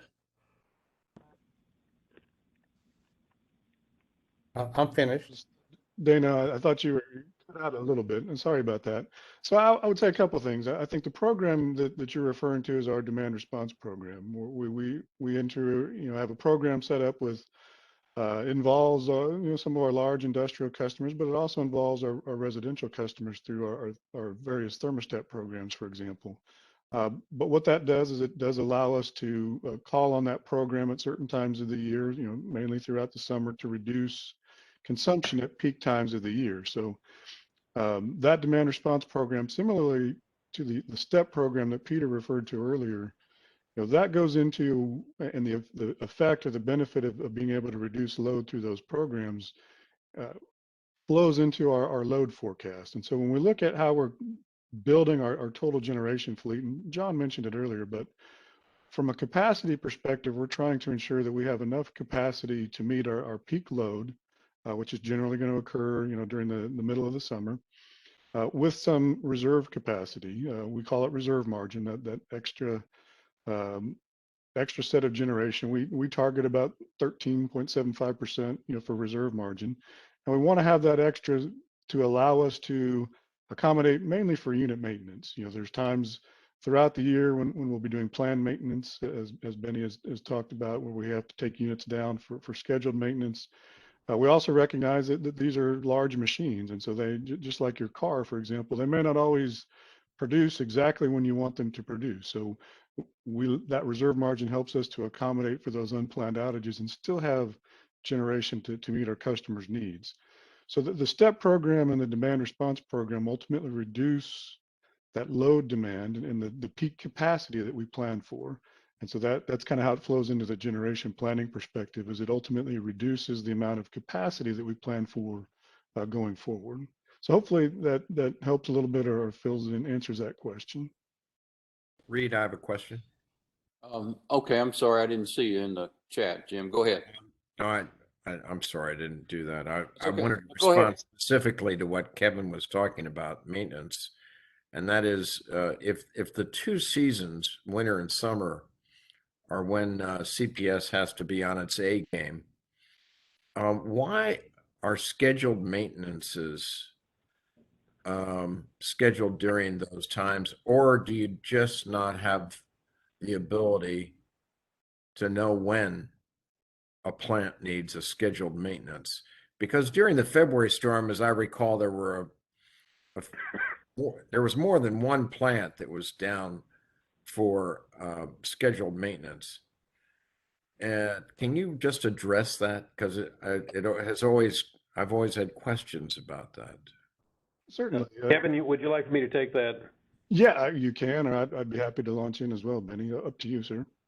Well, let me explain our entire maintenance program. That might help a little bit. I won't go too deep, but we can dig in if you like. So with our power plants, we have three types of shutdowns that we track. We have planned unit overhauls, which are the major repair outages that we schedule historically over the shoulder months, and again, historically over the winter when we have had not as much winter demand. Again, with a focus on having our units ready to go and operate over the peak demand summer months. We also have what we term maintenance outages, where we will experience a maintenance issue with a particular component, system, piece of equipment. We work with ERCOT to schedule those at a time when the system demand will be down or lower, and then we'll take a unit offline for a brief period of time. Planned unit outages typically run anywhere from 1 to 7 weeks in duration. A maintenance outage typically will run from a couple of days to perhaps a week. It could run a little longer depending on the severity of the issue. And then we have forced outages. Forced outages are those cases where a problem develops with a unit and we can no longer continue to operate within our permit requirements, safety requirements, or the unit's just not physically capable of operating. Our boilers, for example, sometimes experience tube leaks. If you have a tube leak that opens up, you can lose more water than you can actually put into the boiler. If that's the case, the unit has to come down to prevent further damage. So that would be a forced outage. Forced outages, like maintenance outages, tend to run in days, sometimes up to 2 weeks, depending on the severity of the issue. So the unit will be down for one of those three reasons. What we've done after Winter Storm Uri, we saw that even though we coordinated with ERCOT, we had our units scheduled consistent with their planning process where they were confident there was more than enough capacity in the ERCOT market to meet all their needs and still allow our units and many others to be offline. That didn't work out as planned. So what we've done is to pull back and not schedule any outages during January and February. We wrap up our planned outages in December, and we don't start again until March. ERCOT has also changed their program where they have fewer units offline during that winter period. I can't tell you how many, I haven't asked, but we don't do it any longer. Could we still have a maintenance or forced outage occur during that period? Yes, we could. But we work to avoid those and minimize those to the extent we can. We implement, a number of years ago, we implemented a metric we called portfolio commercial availability. And what that does is incentivize, it's a goal we have, and it incentivizes our plant leaders to work closely with our commercial leaders and manage our outages such that our units are always available during times when demand is high and our customers need us. And so we've gotten better at scheduling those maintenance outages and such, and sometimes we'll take them proactively. For example, last week, week before, when demand was down, we know that colder temperatures are coming. We took a couple of maintenance outages and cleaned up some lingering issues that we could have ran for a longer period of time with, but we wanted to be conservative and make sure that we didn't have anything that was going to put us at risk during this high demand period we're experiencing today and tonight and tomorrow when the temperatures get so low. I think I talked a lot. I hope I got to your question, which was we work to schedule outages at a time when it's best for our customers, but things do happen where sometimes we have to take outages during other parts of the year. We work to minimize. Thank you, Benny. And I'm very happy to hear you say that perhaps it's not a good idea to schedule a maintenance in January and February. Yes, sir. Thank you. Okay, we're now on the Femi 440, which is the had a end of question. the, Femi had a question. Yeah, I was trying to get in I'm after sorry, Dana. it just came up. I didn't see Femi. Go ahead. Yeah, that's fine. I was waiting for Dana to finish, but I guess that's fine. Let me just go ahead and ask it. I think what Dana is pointing to, and of course, thanks Kevin for explaining that, and Benny, is that we are seeing just on the face of these 4 tables with the shaded blue graduated scale. There is that to the naked eye, it looks like there's a lot of unutilized capacity. Whereas, again, coming behind the numbers are the fact that there might be some what I call capacity allocations, either for maintenance or as required by ERCOT for ancillary services and things like that, that we do not see. So if this is presented to, say, the Municipal Utilities Committee, they're going to ask the same questions we're asking. Why do we have only 1%? Yeah, and then you're going to go through explaining all this. So it's good to sort of, maybe this is where a suggestion would be, let's take that deep dive by unit, if it's possible, and look at this historical 4-year period and say, what exactly did we use and allocate per ERCOT's requirements, reserve margins, spinning reserves, and all that? What therefore was left? Because that's a very important number. If we can, if history tells us that we are keeping a lot of capacity unutilized, then what's to say that it wouldn't continue into the future? Which is why there's really a strong benefit in doing this historical scenario type analysis, so we can see specifically plant by plant what was used. And then of course we can sum it up for the entire fleet. But I think it's important to take that deep dive. And the questions we're asking today are pointing to the need for that. So I just wanted to comment about that and see, what you think about it. Okay, thank you, Femi. And did you want?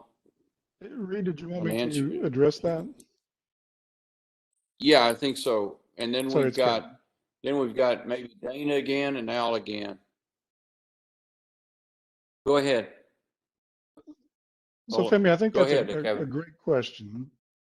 And I realized as you were asking that question that Benny had raised a question to me that I didn't directly answer, and apologize. So I wanted to circle back to that a little bit, but it does tie into, I think, this overall kind of question on capacity and utilization. But when we look at and John talked about it, that our units ultimately dispatch on price in the market. And so when we look at, and part of our optimization that we look at from the market standpoint, is when market prices are low, demand is low, there's a lot of generation online in ERCOT. Some of that can be, renewables with wind and solar. When it is cheaper for our customers, for us to buy that power from the market, we'll do that. We will shut down a unit or choose not to run a unit if it's a unit that doesn't cycle easily, like a coal unit, for example. We will reduce the output on that so that we're producing less and buying it from the market, which is cheaper. Conversely, when market prices move up, even though we may have covered all of our own community needs, and it goes back to that slide that John showed on the summer demand, when you look at that one August day where it looks like we were producing so much extra power, we had enough generation online to meet our community's needs, which is our first priority. But as prices move up, we still dispatch that generation into the market, and effectively it becomes what we call our wholesale revenue. And the value to us of producing that wholesale revenue is, every dollar essentially that we're able to have somebody else in ERCOT pay for through that wholesale revenue ultimately is a dollar less that that we're having to ask our community to fund in terms of overall helping the total stream come together of the revenue requirements that we have to run the total business. So hopefully that helps a little bit in terms of just an overview of ultimately how we optimize our capacity when prices are low, and as well as when prices move up. Okay, thank you, Kevin. I want to make sure that we finish with Dana, and then we'll go to Al. Yes, this is Dana. I'm finished, and I agree with what Femi said, by the way. And okay, we'll talk about that a little bit at the end too. Al, you're on. Okay, I'm just agreeing with the recent comments, but that chart as presented showing the low utilization is justification for not needing another generator plant. Just having to just reshuffle the cards and continue to use what we've got. If that's the goal, great. Otherwise, we do need that other deep dive data to justify having another generation plant. Thank you, Al. Okay, we're at the point to move into Kevin's presentation, unless I am overlooking someone or I have missed a comment. Hearing nothing, then Kevin, go ahead with yours, please. Certainly, and I do want to. I'll circle back. I think probably on the second slide here to the comment that Al made, because I do want to make sure that we do address that here in today's conversation. But I want to cover the title of this presentation is labeled as a Flex Power Bundle update, and we'll certainly cover some information on Flex Power Bundle. But I also wanted to kind of start the presentation and really take a step back probably and talk more about our flexible path. Our flexible path is our overarching strategy to transform our generation fleet. John went through a great job of kind of explaining what our current fleet looks like. But we do through flexible path want to transform that fleet into lower and non-emitting resources. And so there's obviously a process that we're going to have to go through to do that. Probably if you could go to the second slide. So I think when we look at flexible path, in my mind, there's really probably four primary focal points. Three of them are shown on this slide, and I'll get to them in just a second. And the fourth focal point would be renewable resources. We do, to support our climate action and adaptation plan and part of our flexible path, we have a stated goal to achieve 50% of our nameplate capacity would be renewable resources, and our timeline to achieve that we've been stated that would be 2040. So over the next just under 20 years or so, we have a plan to significantly grow our renewable resources. Currently, we're at 20% of our capacity is fed by renewables. So we do have some significant investments that we're looking to make on the renewable side. When you look at this slide, as it says, there's over 3,000 megawatts of generation capacity that we are looking, to make decisions on. So the first two columns, you see the Browning units and the Summers units. Though again, going back to the kind of the buildup of capacity that John showed earlier, those are intermediate, primarily intermediate type capacity. Does kind of move into peaking at times. Those are, as you can see with the Browning units, over 50 years old, and the Summers units are quickly approaching that. So they're getting to, just from an end of design life perspective, to the point where we want to make some decisions about the future of those units and what they ultimately get replaced with. But those types of intermediate units, as we talked about, you looked at the utilization, they tend to run historically mostly during the summer. We do see some differences. February 2021 will be one of those examples where we saw utilization numbers on the Summers and Browning units that were very similar in February to what they typically would be in a summer month.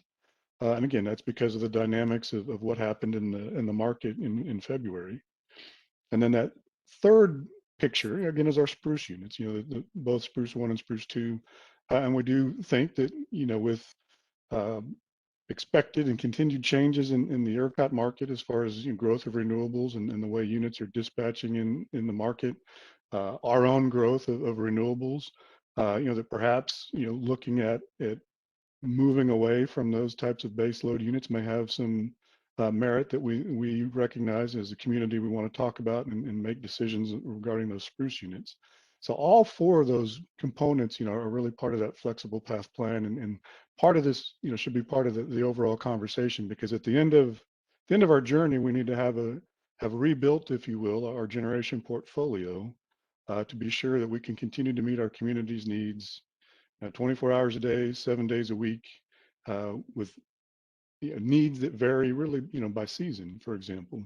So I do think one of the strengths of our current portfolio has been diversification. We have a well-diversified fleet in terms of fuel type. When you look at, we range, again, nuclear, coal, natural gas, wind, solar, landfill gas. We have most every type of generation, that's prevalent here in ERCOT, is part of our fleet. Part of the diversification is also the type of generators that we have. When we look at that, again, that graphic that John showed that builds up, starting with base load at the bottom, the wind and the solar, and then into our intermediate and peaking units. We have units that fit into all of those different categories, and it's all part of the puzzle that we put together on a daily basis, to ensure that we're meeting the community's needs. Probably if you can go to the second slide, or the third slide, I guess. And so this shows, kind of our capacity, which will be, looking at the bar labeled as 2021. Now that shows our current capacity. That's the blue bar. The bottom line that you see that runs horizontally is our demand forecast. What we forecast that our community is going to use in terms of energy. And then the second line above that is our reserve margin on top of that demand. So what I wanted to point out is when you look at 2021, and you look at our capacity at summer peak, we're really not overcapacitized as much as that utilization chart may show. Part of the difference, when you look at, this is showing a capacity of, I think John mentioned it on the other slide, about 6,400 megawatts or so. Part of that is because we do not count 100% of nameplate capacity for the renewables at summer peak. John went into part of that discussion on solar. Just again, we peak in San Antonio typically at 6, 7 o'clock at night, and solar production, achieves its maximum output, usually around noon, 1 o'clock in the afternoon. So by the time you get to 6, 7 o'clock in the evening, solar is typically producing about 50% of what its full capacity is, just because of the angle of the sun and things like that. When we look at wind, we look at what wind has historically produced over those peak hours of the day. And it, on average, when you look at the profiles are different, as John said, between west wind resources and those that are closer to the coast. We have both of those as part of our portfolio. So on average, it's about 40% of the nameplate capacity of the wind we count. And so that's one of the reasons why that blue bar is shown at about 6,400 megawatts instead of maybe well over 7,000. But it's because of how the wind and the solar historically produce during that peak hour. Of course, there's variability in that, particularly on the wind. We've seen in summer days where the wind produces exactly what we expected it to. Some days it produces significantly more, across the peak afternoon. And on some of your hottest summer days, just the way the wind typically behaves, it will actually perhaps produce much less than we typically expect. And so that's all part of why, from a capacity perspective, we're also looking at that type of dispatchable generation, our intermediate and our peaking units that can help fill in when the renewables aren't there. So as you look at the other calendar years, we show a bar at 2025. So the primary difference we're showing there would be, the reason the blue bar goes down is we're showing the Browning units at 830 or so megawatts of capacity being retired and being replaced essentially by our flex power bundle. And as you move over to the 2030 bar, that shows a concept of assuming that in addition to those Browning retirements, the 2 Summers units have been retired. We've taken Spruce 1 offline, and we've filled that in with, it's just labeled as flex power bundles right now, but some combination of dispatchable generation, what we would call firming capacity, along with additional renewables. And then what's in the blue bar in 2030, Spruce 2 is still in there. But again, if we look at, as Reed had said earlier, in one scenario that we look at is converting Spruce 2 to gas, and essentially we've kept the capacity the same, at 785 megawatts. But what we've really changed it from is a more of a base load type of unit to more of an intermediate type of unit that would run very similarly to a Summers or a Browning unit. Kevin, let's Yes. move on. We're kind of running against a time frame here. Sorry about that. It's Yeah, if okay. you can go to slide 4, Prabha. Again, just that first step that we're looking to take in this overall transformation is to retire the Browning units, and we're looking at replacing that, with flex power bundles. So again, that combination of up to 900 megawatts of solar. We've got up to 50 megawatt storage component, up to 500 megawatts of firming capacity. I think a couple of things, that are important to point out here, and maybe to tie back again to the scenario that Reed introduced at the beginning. One way, because Reed talked about retiring the Browning units, converting Spruce 2 to gas, and then, adding solar. If you look at that, essentially that could be considered almost as a one-to-one replacement, for example, in terms of retiring the Browning units and replacing them with the converted Spruce 2, which would be, again, a similarly now intermediate type gas unit. And then adding what the solar would do. And we think that it's important to look at adding that solar, obviously from an emissions-free perspective. Solar prices, as we've seen through the Flex Power Bundle requests for proposal, are favorable, in the market. And so you could look at filling in then, essentially the capacity that we lost, with that solar.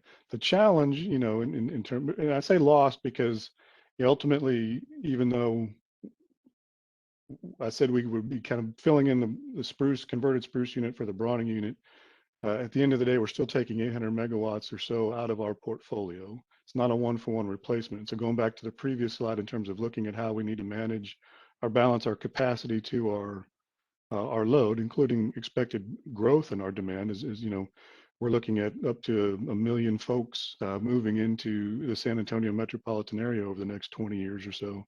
So we do have to look at that load growth. So one way to fill in that capacity that would be going away is to add solar. And then the challenge, again, if you look at the profiles of how it produces in the winter and how it produces in the summer, that full 900 megawatts of solar is not going to contribute to those peak hours. And so we'd be looking to add in that firming capacity or that storage to help offset that. And so from a firming capacity, we do think it's very important, to look at what we would call dispatchable generation. What we have in our fleet, in terms of dispatchable generation or flexible dispatchable generation now is gas powered capacity. And we think that's, a likely direction to go, at least in the near term, from a bridge, if you will, until certain other technologies, whether it be geothermal or whether it be other longer duration storage technologies, become more prevalent in the market here in ERCOT. We do think that's options for us as we look again at the total journey from where we are today to replacing the total of these 3,000 megawatts of generation. If you could go to the next slide, I do want to just kind of fill in with a quick update. On the Flex Power Bundle itself, we are looking as far as our near-term focus areas, execution of what we're calling our priority solar power purchase agreement. It's really that first solar project that we're looking to execute under the Flex Power Bundle. We think we're getting very close to having that completed. We're also looking at contract negotiations and such for the remainder of the solar projects. And along with that, we would like to looking at moving forward with the storage and firming capacity as well. We've talked recently as well with our board about kind of taking 50 megawatts, if you will, of that total 900 megawatts and reserving those through a separate request for proposal for local projects, projects that are, whether they be rooftop solar or whether they be, smaller type projects that are kind of physically located in and around San Antonio. We do think there's value for our community in pursuing that. I do want to touch base quickly on the takeaway box at the bottom, though. When we look at the solar projects that were quoted to us through the Flex Power Bundle RFP, those projects are expected to begin operation and begin producing energy really anywhere from late 2023 through late 2024. So, signing a contract today, would bring us generation likely, in about a year, almost 2 years. The end of next calendar year is really the most aggressive schedule that we've seen. But I'll touch base just at the end where on the bullets under that words that say we must continue to. But again, it ties in, I think, to this overall conversation that we're looking at to have with this committee as well as with the community. But obviously, we have units reaching end of life that we want to talk about. I mentioned that. I didn't touch on it real well, although if you look back at the third slide, you can see that our demand line does, ramp up towards the end of the decade. So we are again expecting usage to increase, and so that adds to the capacity that we need to plan for. Touched base about, again, I think that looking at the timing of how we replace capacity is very important, and certainly those plants, the Browning and the Summers units that are getting close to end of life is very important on how we sequence those. And then I think, again, I think Winter Storm Uri, Benny touched on it, but certainly, resiliency, is an important part of that plan going forward, and how we can plan for that type of dispatchable generation that can be available when we need it, when we want to call on it. That needs to be an important element, I think, of our portfolio. But that's not to diminish, I think, the importance of where, a solar and a wind project fits into our capacity picture as well. So let me pause there, Reed. I know I probably took a little bit more time. Yeah, no, that's okay, Kevin. That's good. Let's move. I don't have any, wait a minute. Michael Sanchez, okay, wait a minute. I got some popped up here, just this minute. First I have Dee Dee. Oh, you have a question, please. Yes, I do actually. I have a couple of them. Thank you. Sure. My first question is that I'm trying to think back, and it's because it's been quite a while. The Flex Power Bundle, when it was originally supposed to be issued, the RFP went to an RFI, and then it was an RFP. So it's been a while since this went out. Are the results of the bundle, could they be outdated since it's been so long? And my second question is, where did y'all come up with just the 50 megawatts of battery? Great questions. Let me touch on the first one. I would say we still have very active proposals. I think one of the things, one of the benefits, if you will, that we saw during the Flex Power Bundle RFP is we saw a tremendous response. When you look at the bundle that we asked for, it's a little under 1,500 megawatts of capacity. The response from the industry was over 200 projects with about 40,000 megawatts of capacity. So tremendous response in terms of things that we wanted to filter through and ensure we did our appropriate due diligence on to evaluate the projects. we do have active proposals that are valid. We have seen folks, refresh, so to speak, their pricing. In some cases, we saw prices stay the same. In some cases, we saw prices drop. In some cases, we saw prices actually get, move up a bit. So it kind of depends on the developer. But we do have very active proposals that are still valid and that we're actively communicating with what I'll call, if you will, our kind of short list of likely projects that we think are going to be the ones that will provide the most value for us. The second question around storage, I think, we looked at that 50 megawatts as kind of a next step into storage. We have a 5 megawatt, 10 megawatt hour battery right now that's part of our fleet. So we looked at 50 megawatts as kind of a larger step into that. I think eventually, as we look, again at this overall transformation, I think our total storage portfolio is going to be much larger than 55 megawatts. But I think, when we first designed Flex Power Bundle, we were kind of looking at matching that 900 megawatts of solar, looking at expecting about half of that across of our peak. We know that the firming capacity we thought would be extremely valuable in terms of how it dispatches and is controlled. And the storage is just a little less in terms of duration. It's very good as a quick response, but isn't able, as we saw during the winter storm, the capacity or the duration of that storage isn't as long as we would ideally like. And so I think long term, I expect our capacity, as I said, in storage to be much larger than this 55 megawatts that we'll end up with. But this was, I think, our appropriate next step. Dee Dee, did that answer your questions? Yes, that did. I appreciate it. And I'm from a previous meeting, I'm trying to remember where I had heard this, but the 500 megawatts of firming capacity, is that more than likely? Are y'all leaning towards natural gas on that? I think natural gas is a very likely outcome. I mean, we're still working through the finalization, if you will, of our evaluation, and so we don't have anything, under contract. We will hopefully begin contract negotiations soon. But I think when you look at the projects that scored highest, natural gas really is I'd say the dominant fuel source in terms of the projects that we saw. And I think when we look again at Uri, one of the challenges I think that we look at in terms of potentially using battery storage, for example, is that firming capacity. During an extreme event like that, we would have been able to essentially to discharge our storage once. And in a grid emergency like that, we're not allowed to recharge that storage device. So a gas technology gives us the ability really to have something, a firming capacity that's available for the duration of an event like that. I do think, it's what we're looking at from a firming capacity is contracting for, a period of time.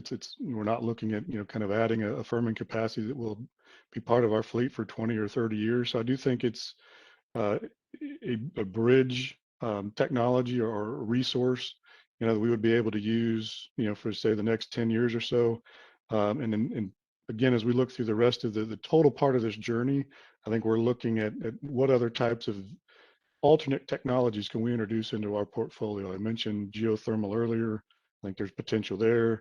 There's other types of storage technologies that are not kind of based on batteries that we think are promising, but they're not quite, ready for prime time, if you will, right now. In 5 to 10 years, I think they'll be probably much more ready to be a part of our portfolio. So hopefully that answers your question. Yes, appreciate it. Okay, the next one coming up is Kevin, and then we've got Femi, and then we've got Anne Marie. So let's catch these questions in that order, please. Okay.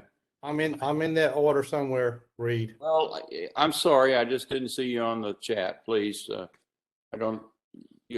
Okay, hi, Michael Sanchez here. You skipped me too, Reed. Well, okay. Only reason I skipped you, please understand, it's not on purpose or trying to discriminate. if I can't see it on the chat, I can't see it. You have to send it to all panelists for me to see it. It's on the chat. I did that. It not on says the- all attendees, and I sent it. No, it's and I put it all in the chat. panelists. All panelists is what we have to see. Well, I'm initially, sorry. it allowed me. All Yeah. panelists. Thank you. Yes. I'm sorry. So let's get it. I've got Kevin, Femi, Dana, and I'm sorry, I couldn't recognize the voice. Jim or? It was Jim. Okay, Jim. All right, Kevin, go please. I'm sorry, not Kevin. Michael, I'm sorry. Sanchez. Yes, thank you. Hi, Michael Sanchez here. Yeah. My question is for Kevin. Kevin, what about this new emerging technology right now that for gas-powered plants that are looking to have zero carbon emissions? Once that technology becomes viable, like the test facility they have in LaPorte right now, how will that affect the portfolio mix of power generation? Would that be a game changer, a complete game changer? Because we would have kept whatever mandates were to have zero carbon emissions. What are your thoughts on that? Can you shed some insight on that? Are we going to move to that technology if that technology becomes available, and that be the predominant source of how we get our power? Over.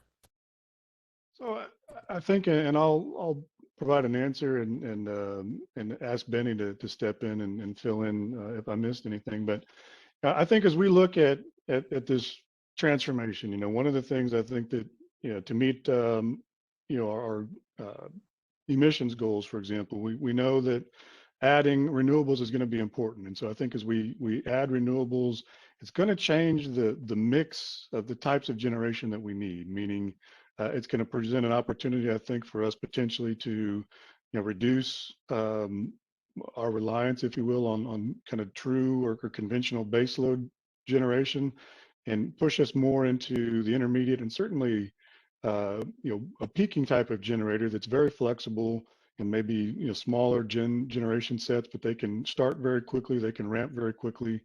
And that's the type of generation, that flexibility, I think, that we will need in the future, to really kind of fill in those gaps when renewables don't produce. And it may not, where we rely on peaking units now, for example, as John showed, across the peak hour of the summer day, for example, those types of peaking units may, we may run them in the morning, we may run them in midday, or even potentially, late at night, just depending on when the wind or the solar doesn't produce. And so I think as we look at that, those newer types of flexible generation units, we are looking at some of the newer technologies that you mentioned, I think that are, can have significantly reduced carbon emissions. We've also got an eye on units that may initially, heavily may run predominantly on natural gas, but that have the ability in the future to blend hydrogen or to convert entirely to hydrogen, for example.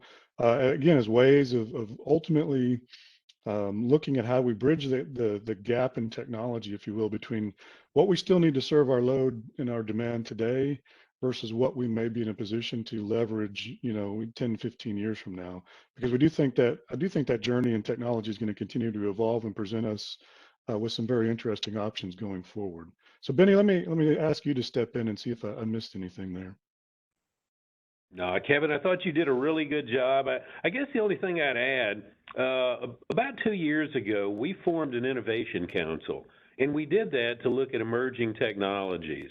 And I can tell you that we've looked at a lot of different storage technologies. Batteries have some scale challenges, operating life challenges. We see a lot of variability there. We've been watching some of the larger players in the country. Florida Power and Light jumps out, for example, and learning from their experiences. So we've looked at compressed air storage, we've looked at liquid air storage, we've looked at molten salt heat storage, and we're still looking. In terms of generation, yes, I am familiar with a project underway about zero emission gas combustion. I can tell you that we're talking with geothermal companies that have some ideas that might just play very well here in San Antonio. So we're looking at a lot of things because, as Kevin pointed out, we have to have dispatchable generation to manage the ebb and flow of renewable generation today. We have to have sources that we can turn on and off very quickly. You know, that's the challenge to Al's comment a little while ago about we probably have enough units, we just need to use them differently. The challenge with many of our existing units is their start times and their ramp rates and their capabilities. We have a different market today than the equipment you see out there was designed for. It was a different world 10 years ago than it was 20 years ago. It's very different now. I'll tell you that startup times and ramp rates make a huge difference for Kevin and his team. And there's economic penalties for not being able to move much more quickly. So we are firmly focused on supporting the city's move to a low carbon future. We're behind it 100%, and we're looking at all the developing technologies, and we hope to share more of that with you as we work through this process. Okay, if we can move on to the next question, if that's got your question answered. Next, we have Jim, and then Dana, and then Al. And Anne Marie. Anne Marie. Okay, she just asked what. Yeah, she's coming up, but I'll get that. Yes, sorry. This is just a basic question about a solar farm, a solar array. If a solar array large, and we're talking such a commercial level that it's very large, if they're all installed at the same time, do they all go down at the same time? In other words, where we might have a planned plant, say a steam plant, coal plant, natural gas plant, we might have a choice as to when we want to or need to replace, repair, abandon it. What do we have in a solar farm? Because at some point, they're not working anymore. And then they need to be disposed of, and that's a whole nother issue. Kevin, you want me to take that? Yeah, Benny, I was going to ask you or John to really kind of step in on that one, because I think it's a great question, and then I can fill in at the end if you need. Benny, go ahead, Benny. Okay, so solar panels seem to have a finite life. You're right. I think it depends on the quality of the panel and how they're maintained. So you're going to see some variability, but yeah, they will reach an end of life. I had 15 to 20 years at the back of my mind, but I haven't looked at that in a while. So there is a cycle, yes. In fact, some of the early developers would always talked about that, how we went through this buildup, and that buildup's out there again in the future. So there is some value in staging. I'll tell you also that solar panels, a number of years ago in 17, I think it was, OCI had a project here locally, and they lost 17,000 panels in a hailstorm. And it took a little time to replace those too. So, things happen. Power plants have issues also. So no technology is immune from that, but all of the technology has an operating life. Okay, Dana? I'll pass. Al? Yes, in considering the RFPs, is there any advantage to made in San Antonio or made in Texas or USA? And as was asked already before, are we considering recycling value? And in closing, why not nuclear? So I always think there's advantage to made in San Antonio, and if not made in San Antonio, made in Texas, but because it brings jobs to our local economy. Yet quality is a concern. You've heard people talk in the past about economical imports and perhaps a shorter operating life. So that's always a concern with anything we buy. Here in this country, I believe we build great products and we're quality conscious. So yeah, I'm pro-American. I don't know if I got everything there. If I did now, please redirect me, but let me jump to nuclear real quick. A number of years ago, before I joined the company, You all were part of a project that looked at expanding the South Texas nuclear project, and the economics did not make sense. I will tell you that I know today because one of my team members is working researching this among other duties he has. Efforts are underway to look at small-scale nuclear. Bill Gates, you may have read something, is looking at a project in Wyoming. So I don't think nuclear is gone. I think when it comes back, I think the next nuclear we're going to talk about is going to be smaller and have some better attributes at a lower price point. But we don't see that on the horizon, on the near-term horizon right now. What did I miss in your question? The only thing, and you're covering, several people are asking it at the end of life, is there any recycling value to that? To the solar panels? Right, we're covering solar panels or any other technology that we choose. These are the things that I would like to take into consideration. So as I look at Dealey, I'll tell you there's a lot of steel and copper out there that has good commodity value in the market. As I look at solar panels, I think that it is more like electronic products where the recycling is a little more labor intensive and there's less money involved, but maybe John Kossip has some better insights on that. I think before we move to John, just a moment, that's Anne Marie's question. She started it with batteries, and I think her follow-up question is, and I think it means batteries at the end of life. But Anne Marie, ask your question here real quickly. I think that's been introduced already. Yes, I do. I was asking what's the lifespan of the batteries and what happens to them at the end of their life. Okay, so batteries, as Kevin indicated, they can get out there for 15 years. But I do know companies that have had large banks fail within 2 years. And the driver there, beyond basic quality, seems to be the way the batteries are utilized.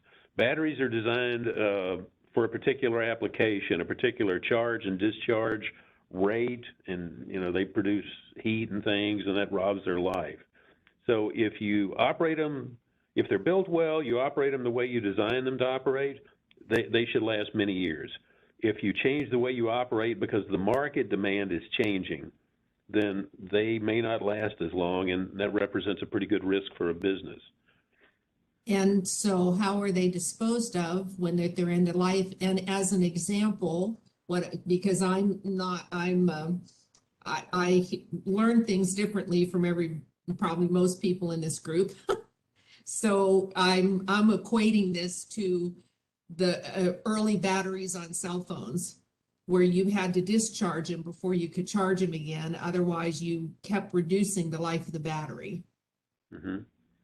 So some of that does go in the design of these batteries as well. Yes. So the recycling is what's always done. I can't tell you anything really about that process other than they are recycled, just as your car battery's recycled when you replace it. Okay, thank you. Mm-hmm. All right. Let me make sure. Okay, I've got John Agatha. Go ahead, John. The only thing I was mentioning is that Bill Gates is more than just looking at nuclear power. He's invested very heavily into a company called TerraPower that is, I think they call it traveling wave technology, something like that. And it's the rods are cooled in liquid sulfur, I believe. It's a radically different way of doing things than the way we're doing it now. And he's a pretty big investor in that process. That's all I wanted to say. It's Yes, more sir. than That's our understanding, and it sounds like they're moving forward, or they're very close to it in Wyoming, because as the coal plants close, there's a definite desire to do something with those resources.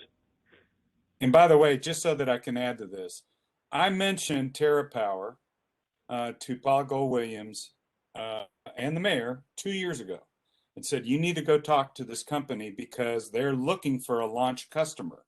And again, foot dragging, nobody contacted them. And in a sense, Wyoming, which is a top coal producing state, by the way, is now getting a nuclear power plant for a fraction of what it would have cost for them to buy it off the shelf because they're the launch customer. Just saying, that's part of my frustration here. The only thing I can comment is that this is new technology, and with all new technology, there's risk.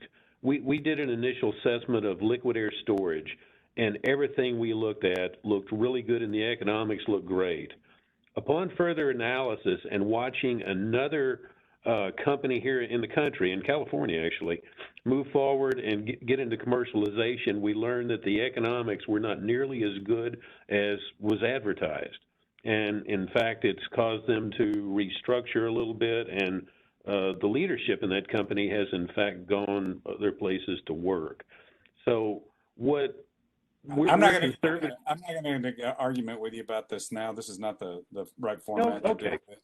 I appreciate you doing it. I'm just expressing my frustration because I don't think anybody reached out to TerraPower. So let me just say a couple of things here, if I could, Benny. Just to follow up on John, he's right. TerraPower is solving they're solving several problems, but one of the problems they're solving is the dispatchability of nuclear. And as you mentioned earlier, nuclear turns on and it runs and then it turns off.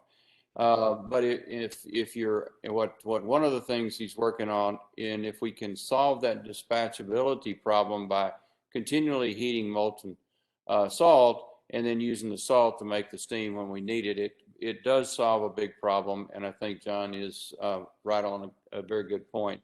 I don't see any more. So if we could, let's move on to Benny. You're on.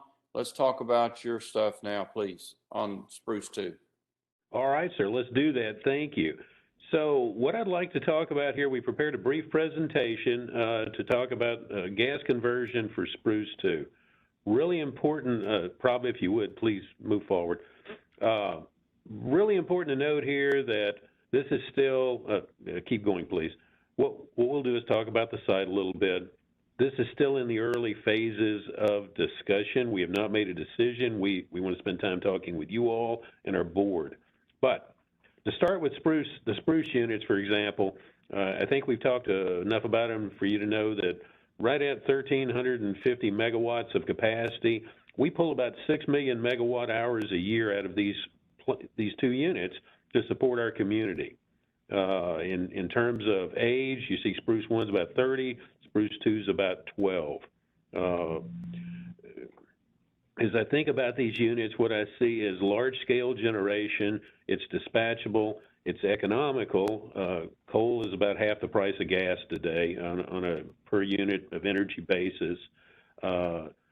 We don't experience some of the same aging plant issues with these units that we do with our gas steam units, and resiliency is pretty good. We've got typically about 90 days of supply, a fuel supply available to us. Next page, please, Prabha. So as I said, this is a concept. What we're looking for is to support the community move to cleaner energy while still optimizing the available generation that the community is invested in. So that's the driver for this discussion. Next page, please. So wanted to talk just a little bit about these units. This is the photo here you see is a good cross-section of the plant proper. To your right, you see the boiler. That's where we heat water and turn it into steam, use it to spin our generator. The burners, the design of burners for coal are different than they would be for gas, so we would be replacing those. It's a pretty significant change. The SCR, the Selective Catalytic Reduction System, would still be employed on gas. We will make modifications to our fan systems as part of this. The bag house for moving small particles won't be required for the gas conversion. And finally, the scrubber won't be required. So fair amount of work involved. We're looking at about a 5-year period to do this. Now, that allows for roughly 2 years for permitting. We may be able to do it in 18 months. We're not sure at this point. Also, procurement is a bit more of a challenge these days, and getting contractors in here is a little bit more of a challenge these days. So that's why you're seeing a 5-year window to get this done. And as indicated there, we're looking just a little less than $50 million to do the conversion and make some gas piping modifications on our site. Again, this is a Spruce 2 conversion, so we're talking 785 megawatts. It's not in our plan to make this change until after we've had the Bronick units shut down, which tentatively it looks like 24. So that's the way we're looking at the conversion at this point. Next page, please. So this just lays out our schedule to give you some idea of the activities involved. We would start by bringing in an owner's engineer to help us firm up the scope, and then we would move through and obtain the EPC contractor and get into permitting. You see where the EPC contractor will finish planning, launch procurement, and get everything ready. There'll be some pre-construction work, pre-work on the site before unit outage, and believe it or not, we expect to be able to do all the tie-in in about 90 days. So this project will not require a long unit outage. I know that was a concern some people have had, but it just won't be necessary. We'll be able to make the final changes to the facility in about 90 days, work through a startup, and commission the unit on natural gas. Okay, next page. So, as you think about this, factors affecting gas conversion is one, timing. We can't get ahead of ourselves, or we'd have to look at installing a large pipeline into the facility. What we can do is take the gas that we free up with the Bronick retirement and the Summers retirements, which aren't far behind, and use it in this conversion process. And finally, we are looking at emission rates, and we'll have to work through the permitting process on this natural gas. So those are still issues we got to resolve. I know there were questions about our coal contracts, and I'll tell you, Kevin and his team have done a really nice job of building in some flexibility for us. We have pretty good near-term protection in place, but we have longer-term flexibility where we can transition out of these contracts without penalty. Okay. Thank you, Benny. And I think, did you have another slide, or was that the end? Okay, I have a question here from Jack. Jack, you're on. Sorry, I was getting my unmute. Yeah, just why does permitting take so long? You're not building a new building, you're just converting it over. No, sir, you're correct, and it still takes a little while to work through the documentation, and there's a lot of review that goes into this process. We've got Don Stanton's on the call if you'd like for us to go a little bit deeper, but he heads up our environmental group. He could speak to that. If you'd like maybe more. I don't go too deep, but maybe just a little bit deeper. Go ahead, Don. Good evening, everyone. The main reason that the permitting takes a bit of time is that we have to go through a process with the TCEQ. So we're reliant on their process, and it also depends on the amount of comment that we may get from the public as well. So we put in a time frame, as Benny said, we've got a 2-year time frame for the permitting, but there's a possibility that it could be a bit shorter depending on how those processes go through the TCEQ. Okay, we have a question from Jim Berg. Yes. My comment, I would like you to comment on how dirty really is the emissions of the Spruce 2, or is it labeled accordingly dirty because it's a coal plant, only because it is a coal plant? And also, if it goes from being coal to gas, is then the supply of the fuel, I heard you say, going to be twice that? In other words, gas is twice the cost compared to comparable coal? Okay, so dirty emissions, H2 is a coal plant. I will tell you, it's one of the cleaner coal plants in the country. I think, and Don, you need to help me with this, I think. Y'all got a nice chart you update from time to time, but you know, we're in the top 25 as far as cleanest coal plants in the country, Spruce 2. And we've invested a lot of money to make it a clean coal plant, and our operators do a really good job of managing to our permit and not exceeding permit limits. If we have an issue, they'll bring the unit down. So we've got one of the cleaner coal plants in the country, but it is still a coal plant. In terms of fuel cost, I'll tell you, fuel is a commodity.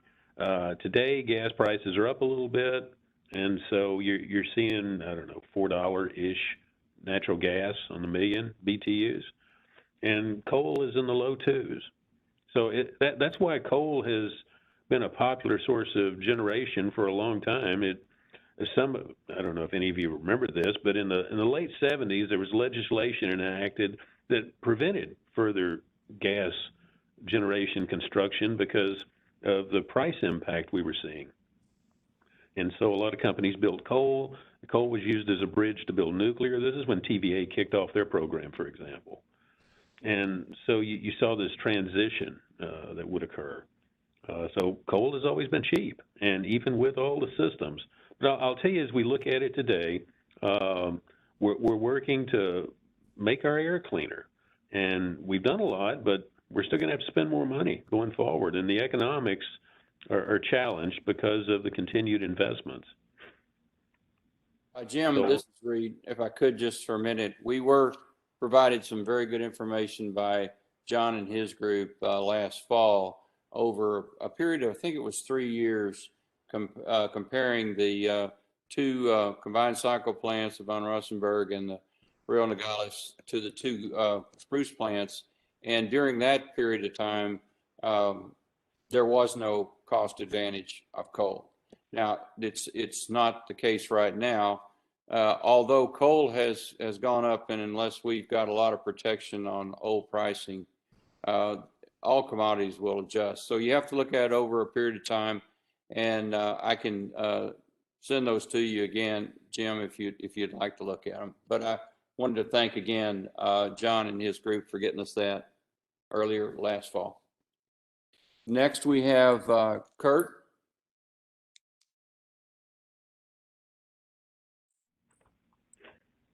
Yeah, Reed, hi, sorry. It was just a comment to say, I think others have made it, that 5 years for a project of, this scope, understanding there's, some pieces of the plant that have to be idled going forward and some fans to be changed out and all that. That really surprised me.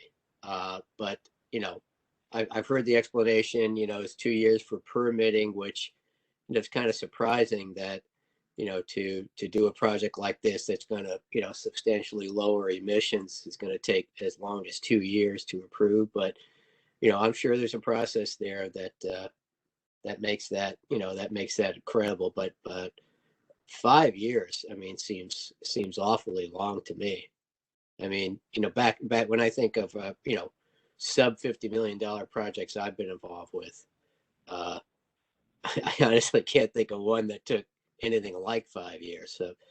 So I'm not, saying it's wrong. I'm saying based on my experience, I find in other industries, granted, I find it's a surprisingly long time. yes, sir. And based on my experience, it's a long time too. We've built coal units of this size in 5 years. What I will tell you is the market is different today. The regulations are a little different. As Don said, there's a fair amount of flexibility in the permitting process. And also today it is harder to get materials, and it's harder to get contractors with a good workforce that they can put to work. There's a lot of demand, and people are spread pretty thin. So we took all that into account when we put this together. I will tell you, if the decision is made to move forward with this, we will do everything we can to expedite the project. But yeah. No, I appreciate that. You're right. I mean, hopefully some of what you're talking about, like supply chain type issues are, are temporary, but that remains to be seen. but I take your point. There is a challenge there on labor and on materials at the moment, for sure. Okay, it was just a comment, Reed. Okay, well, thank you. Okay, next we've got Dee Dee. Oh, no, I'm sorry, Femi, and then Dee Dee. Femi? Yeah, I'm here. Yeah, my question is on the conversion schedule. Just following on Kurt's concern that this has taken 5 years. I mean, it's again, I'm going to be I'm coming from a very naive point of view here. A project that's going to take 5 years and the real construction is done in 6 months. I mean, that would raise concern, and quite rightly so. I understand the uncertainties, the chances that this would certainly could be done on a faster schedule. But I would take one or two pieces of this and just look back and say, you're procuring an owner's engineer for almost a year. In my understanding, and please correct me if I'm wrong, an owner's engineer is a consultant in the same industry that you all exist right now. You know the names of the people that are good, and I believe those types of expertise can be vetted in a shorter period of time. Again, an EPC contractor looks like an RFP. Again, some of these things can be started early to save time and done more concurrently than this current schedule shows. I'm just picking on things that are very clear to anyone who looks at this to say you're stacking things up in sequence when they could be done concurrently in some cases, and perhaps even shorter because you're very familiar with the industry. So I think there's room for a lot of compression here in this schedule. I'm curious to know what the supervisor of public utilities would say to this schedule. It might be that we might go through another process of having those conversations with them, and we can see the contraction happen just as with the rate increase, 10% became less than 3.85 after further conversations. So I think there's room for compression here, and I would certainly hope that you can find those ways to trim off all the uncertainties that I believe have been built into this schedule at this time. And those are my comments. Yes, sir. We understand. I hear what you're saying, and again, it is a conservative schedule because when we put something out there, we have to be sure we can deliver. And I'd like to call your attention to a comment in the chat Rudy made, because he's spot on. As a public entity, our process is to issue the request for proposals and go through a process that makes us a bit less agile than what we could possibly do if we were a private sector company. Okay, good point, and I think I would make sure everybody reads Rudy's comment there. Okay, the next one we've got is Dee Dee.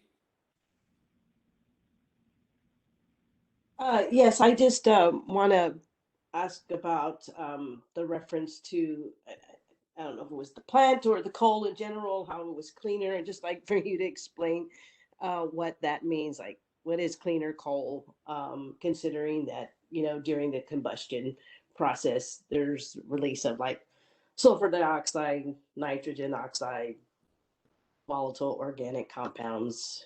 You all know the rest, particulate matter. So what do you mean by that?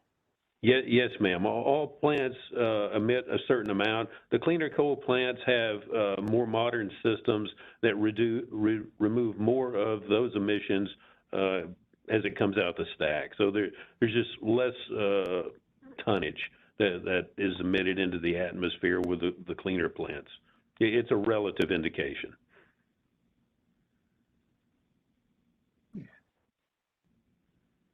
Any follow-up, Dee Dee? No, I don't agree with that, but thanks for the explanation. Okay, thank you. John, did you have a comment you wanted to make outside of the chat? Agatha? No, sir. Okay, Anne Marie?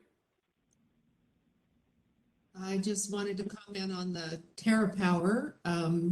As it looks like, and I know that CPS has a great relationship with Zachary, and Zachary is probably almost 100-year-old company here by now. So they have partnered. They have, looks like on the website, some partnership with Zachary Nuclear. So, you know, it might be an easy conversation to just have a light conversation, you know, find out more. Just a suggestion.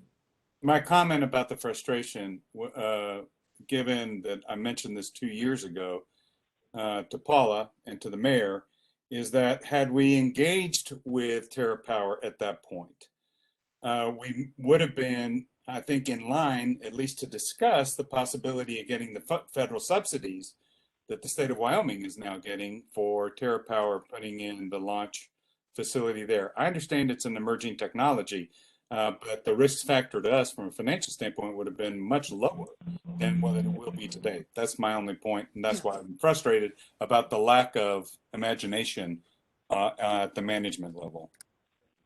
And I understood your comment, John. I don't know what happened at the management level, and I don't think anybody does except those people. I know that I personally have been on the front line in other areas, of course, nothing related to this, in some software projects and things, and sometimes it's great to be on that leading edge, and other times it's doesn't turn out so well.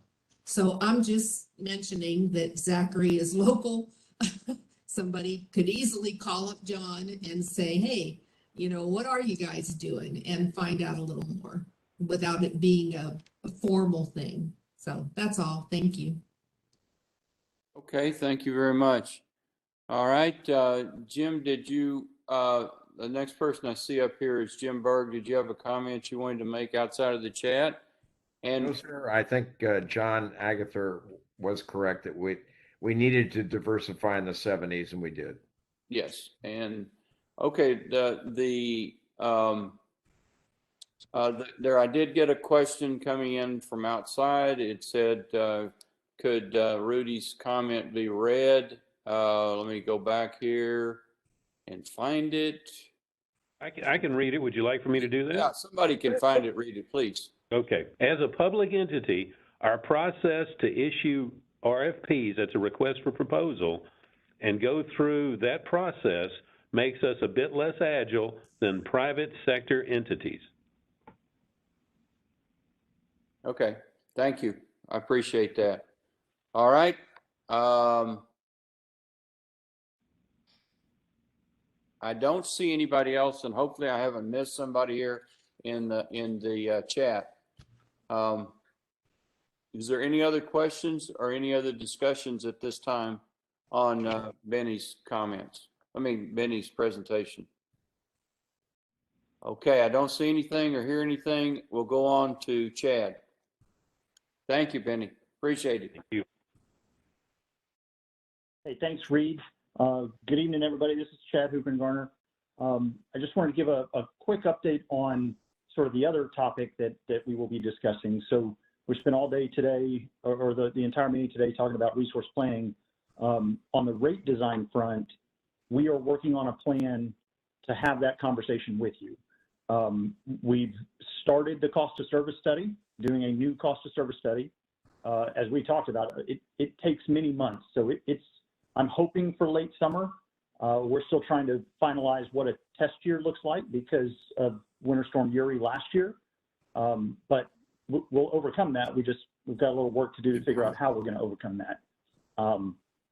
And then we'll come forward with a plan of, look, these are the things that we've heard y'all say that we need to talk about from a rate design point of view, so that we can get feedback and, you know, eventually start having that conversation with you as well.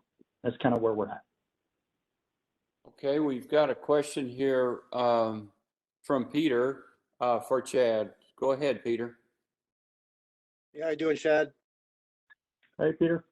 Yeah, as part of the cost of service study, is it possible to have an analysis done that would address a residential customer's level of utilization as we do for the commercial classes? If so, I believe that this would identify the residential customers that may merit a better effective price as they utilize the system more effectively. And this could also help address the rate design equity issue. Very, very good question. We do have let me look into that before I say yes. But right, we have a couple of different residential rates to accomplish what you're talking about. So let us add that to the list. Great. Thank you. Look forward to seeing it. Chad, just a couple of questions here for your elaboration. Are you getting an outside consultant to help you with this?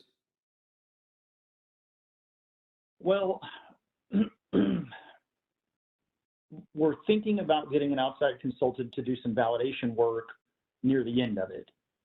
Hiring somebody to come in and actually do the study, it doesn't save us that much time, because the time-intensive activities are, collecting all the information, which we would have to do anyway, even if we brought somebody in to do the study for us. We know how to do a study, and I'm confident, because we've done them. I'm very confident that we will do it correctly, but we want to be able to say that it's been validated by an external party. So we're working on a plan to do that as well. Well, are you looking at reviewing, I guess is the best word, reviewing your separation of customers, your classes of customers, reclassifying any customers on criteria? Are you looking at redoing the criteria for the class of customers? Not just taking the existing ones? Are you looking at changing those in any way? And I think that's to some extent Peter's question. Right. I mean, that's correct. For the residential group, we will evaluate it based on, Peter's request. On the commercial side, we'll talk about it. I don't know that there's a huge need to do it, but with solar and some, pretty big data center load, we might consider a few things, but I don't know the answer to your question yet.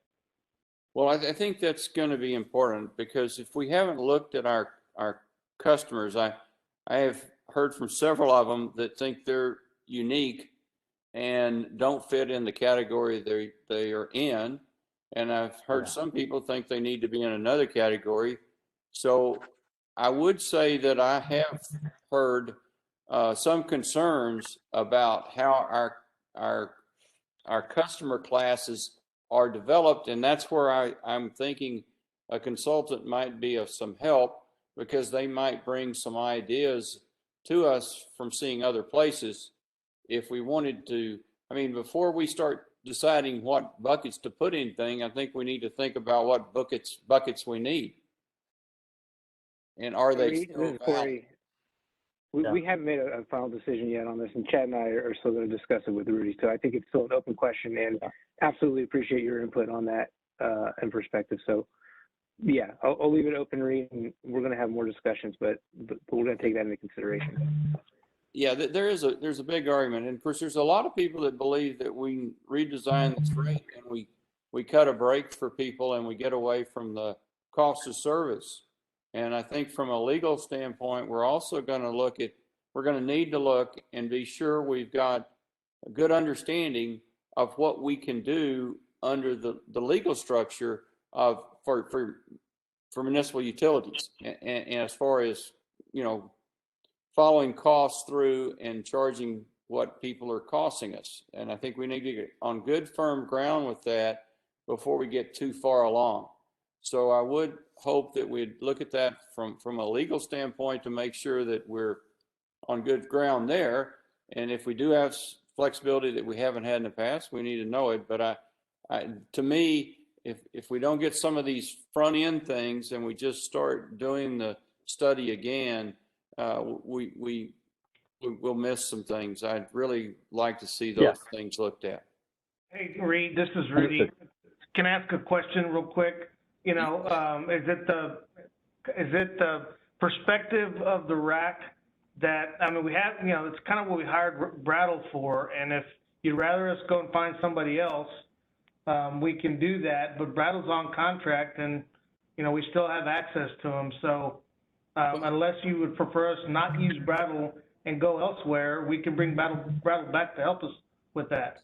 No, Rudy, I wasn't saying anything about any consultant or Brattle. I didn't know whether this is something, y'all were going to use Brattle or anybody else on. I'm just saying that there's some front end work here that I'm afraid if we don't build a little bit of a foundation here, we could get in a little bit of a. I'm with you. I'm with you, Reed. That's why I almost think this is going to be a little more complicated than the generation planning discussion. And Reed, if I could chime well, in on that real quickly on your comment and Rudy's proposal or consideration. I would prefer to use Brattle just because the case studies that we've been presented and the feedback that we've already worked through with them, I think they'd be an ideal consultant for this, because that was going to be another thing I was going to, once we get to the rate design conversation, was looking at how we would utilize that type of case study and potentially run a case study and then look at simulations down the road and creating and modeling some different things for the energy efficiency and the even the step. There's just a lot there that we can look at, but I think that's a great idea. That's my personal opinion, is to bring them in as soon as we can, get the ball rolling in the right direction, as you referenced, Reed.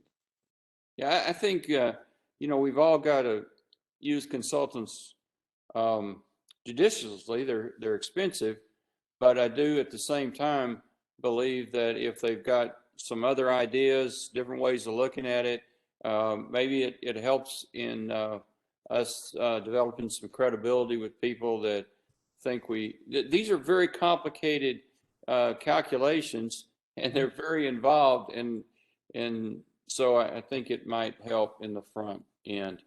Is there any? Yeah, I have a comment. This is Dana again. I do have a comment with the procedural issues at Brattle, and I appreciate what Peter said, but what's happened in the recommendations on how the rate increase is applied across the quartiles of the population, basically the bottom 40% are paying almost nothing, and the top 60% are paying the rest. Now, I don't have a real philosophical problem with that, but here's what my comment is: it takes the so-called pain out of making the wrong decision, for instance, on policy, what rightly or wrongly. Those people don't have an incentive, and nor do their representatives at council or state representatives or anything else, to be invested in making proper policy. So the kind of things that happen to CPS and to the whole state have the smallest chance of happening in the future. Now, that's kind of a complicated explanation, but I'm not sure I agree that this is the way we should proceed. I think it's done, but we should have a discussion, on this panel and maybe with, the CPS about what that really means. And that's just my comment on that. Yeah. Well, that's a good comment. My concern with Brattle is I saw too much stuff coming off the shelf and not enough stuff relating to us. So, if they can shift gears and be more responsive specifically to what Chad and his folks need, then that's fine. Y'all can pick whoever you need to get the help, but in the end, it's got to be related. You've got to bring outside information, but it's got to relate to us. Any other questions on this? Comments? Okay, there's 4 minutes here. I'd like to open it up for people pushing back on looking at a scenario using a backcast method to see how it would work if we converted Spruce 2 to gas, shut down Brawning, bought some solar, understanding that it might, as Kevin said, it might not be enough capacity, but in studying that, in other words, going back and simulating the redispatching of that, I think we'll learn a lot about what we have and how we can use it. If there's any arguments on that, I'm definitely open to them. Please go.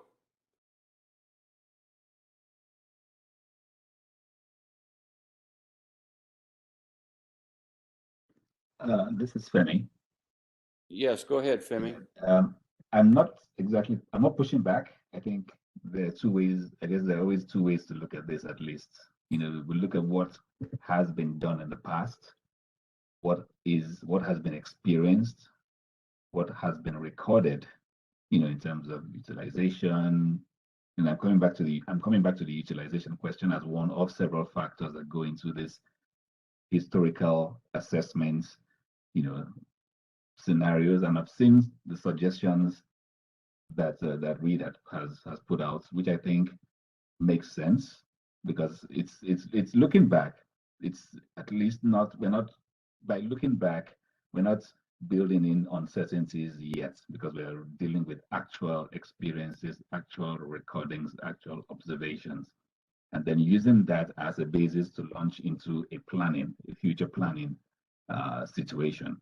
So I'm not pushing back. I'm just essentially trying to reinforce the need to look at that scenario-based analysis. It's going to give us at least a big chunk of the picture, because we can say, well, how well have we performed? It's almost like a performance review in some way. But how well have we performed, and what lessons have we learned, and can we then build those lessons into future planning? So I agree with what you're suggesting, but I wanted to sort of put a fine point on that as well. Those are my comments. Okay, anyone else? Okay, if I hear nothing, then we're adjourned. Thank y'all very much. Appreciate all the work and time and attention. Thank you. Everything was great. Thanks, you, Reed. everybody. Thanks, Right. folks. Stay warm, be safe. Thank Rudy and you guys have a good evening. Hope everything works for you. you, everybody. Bye, everyone.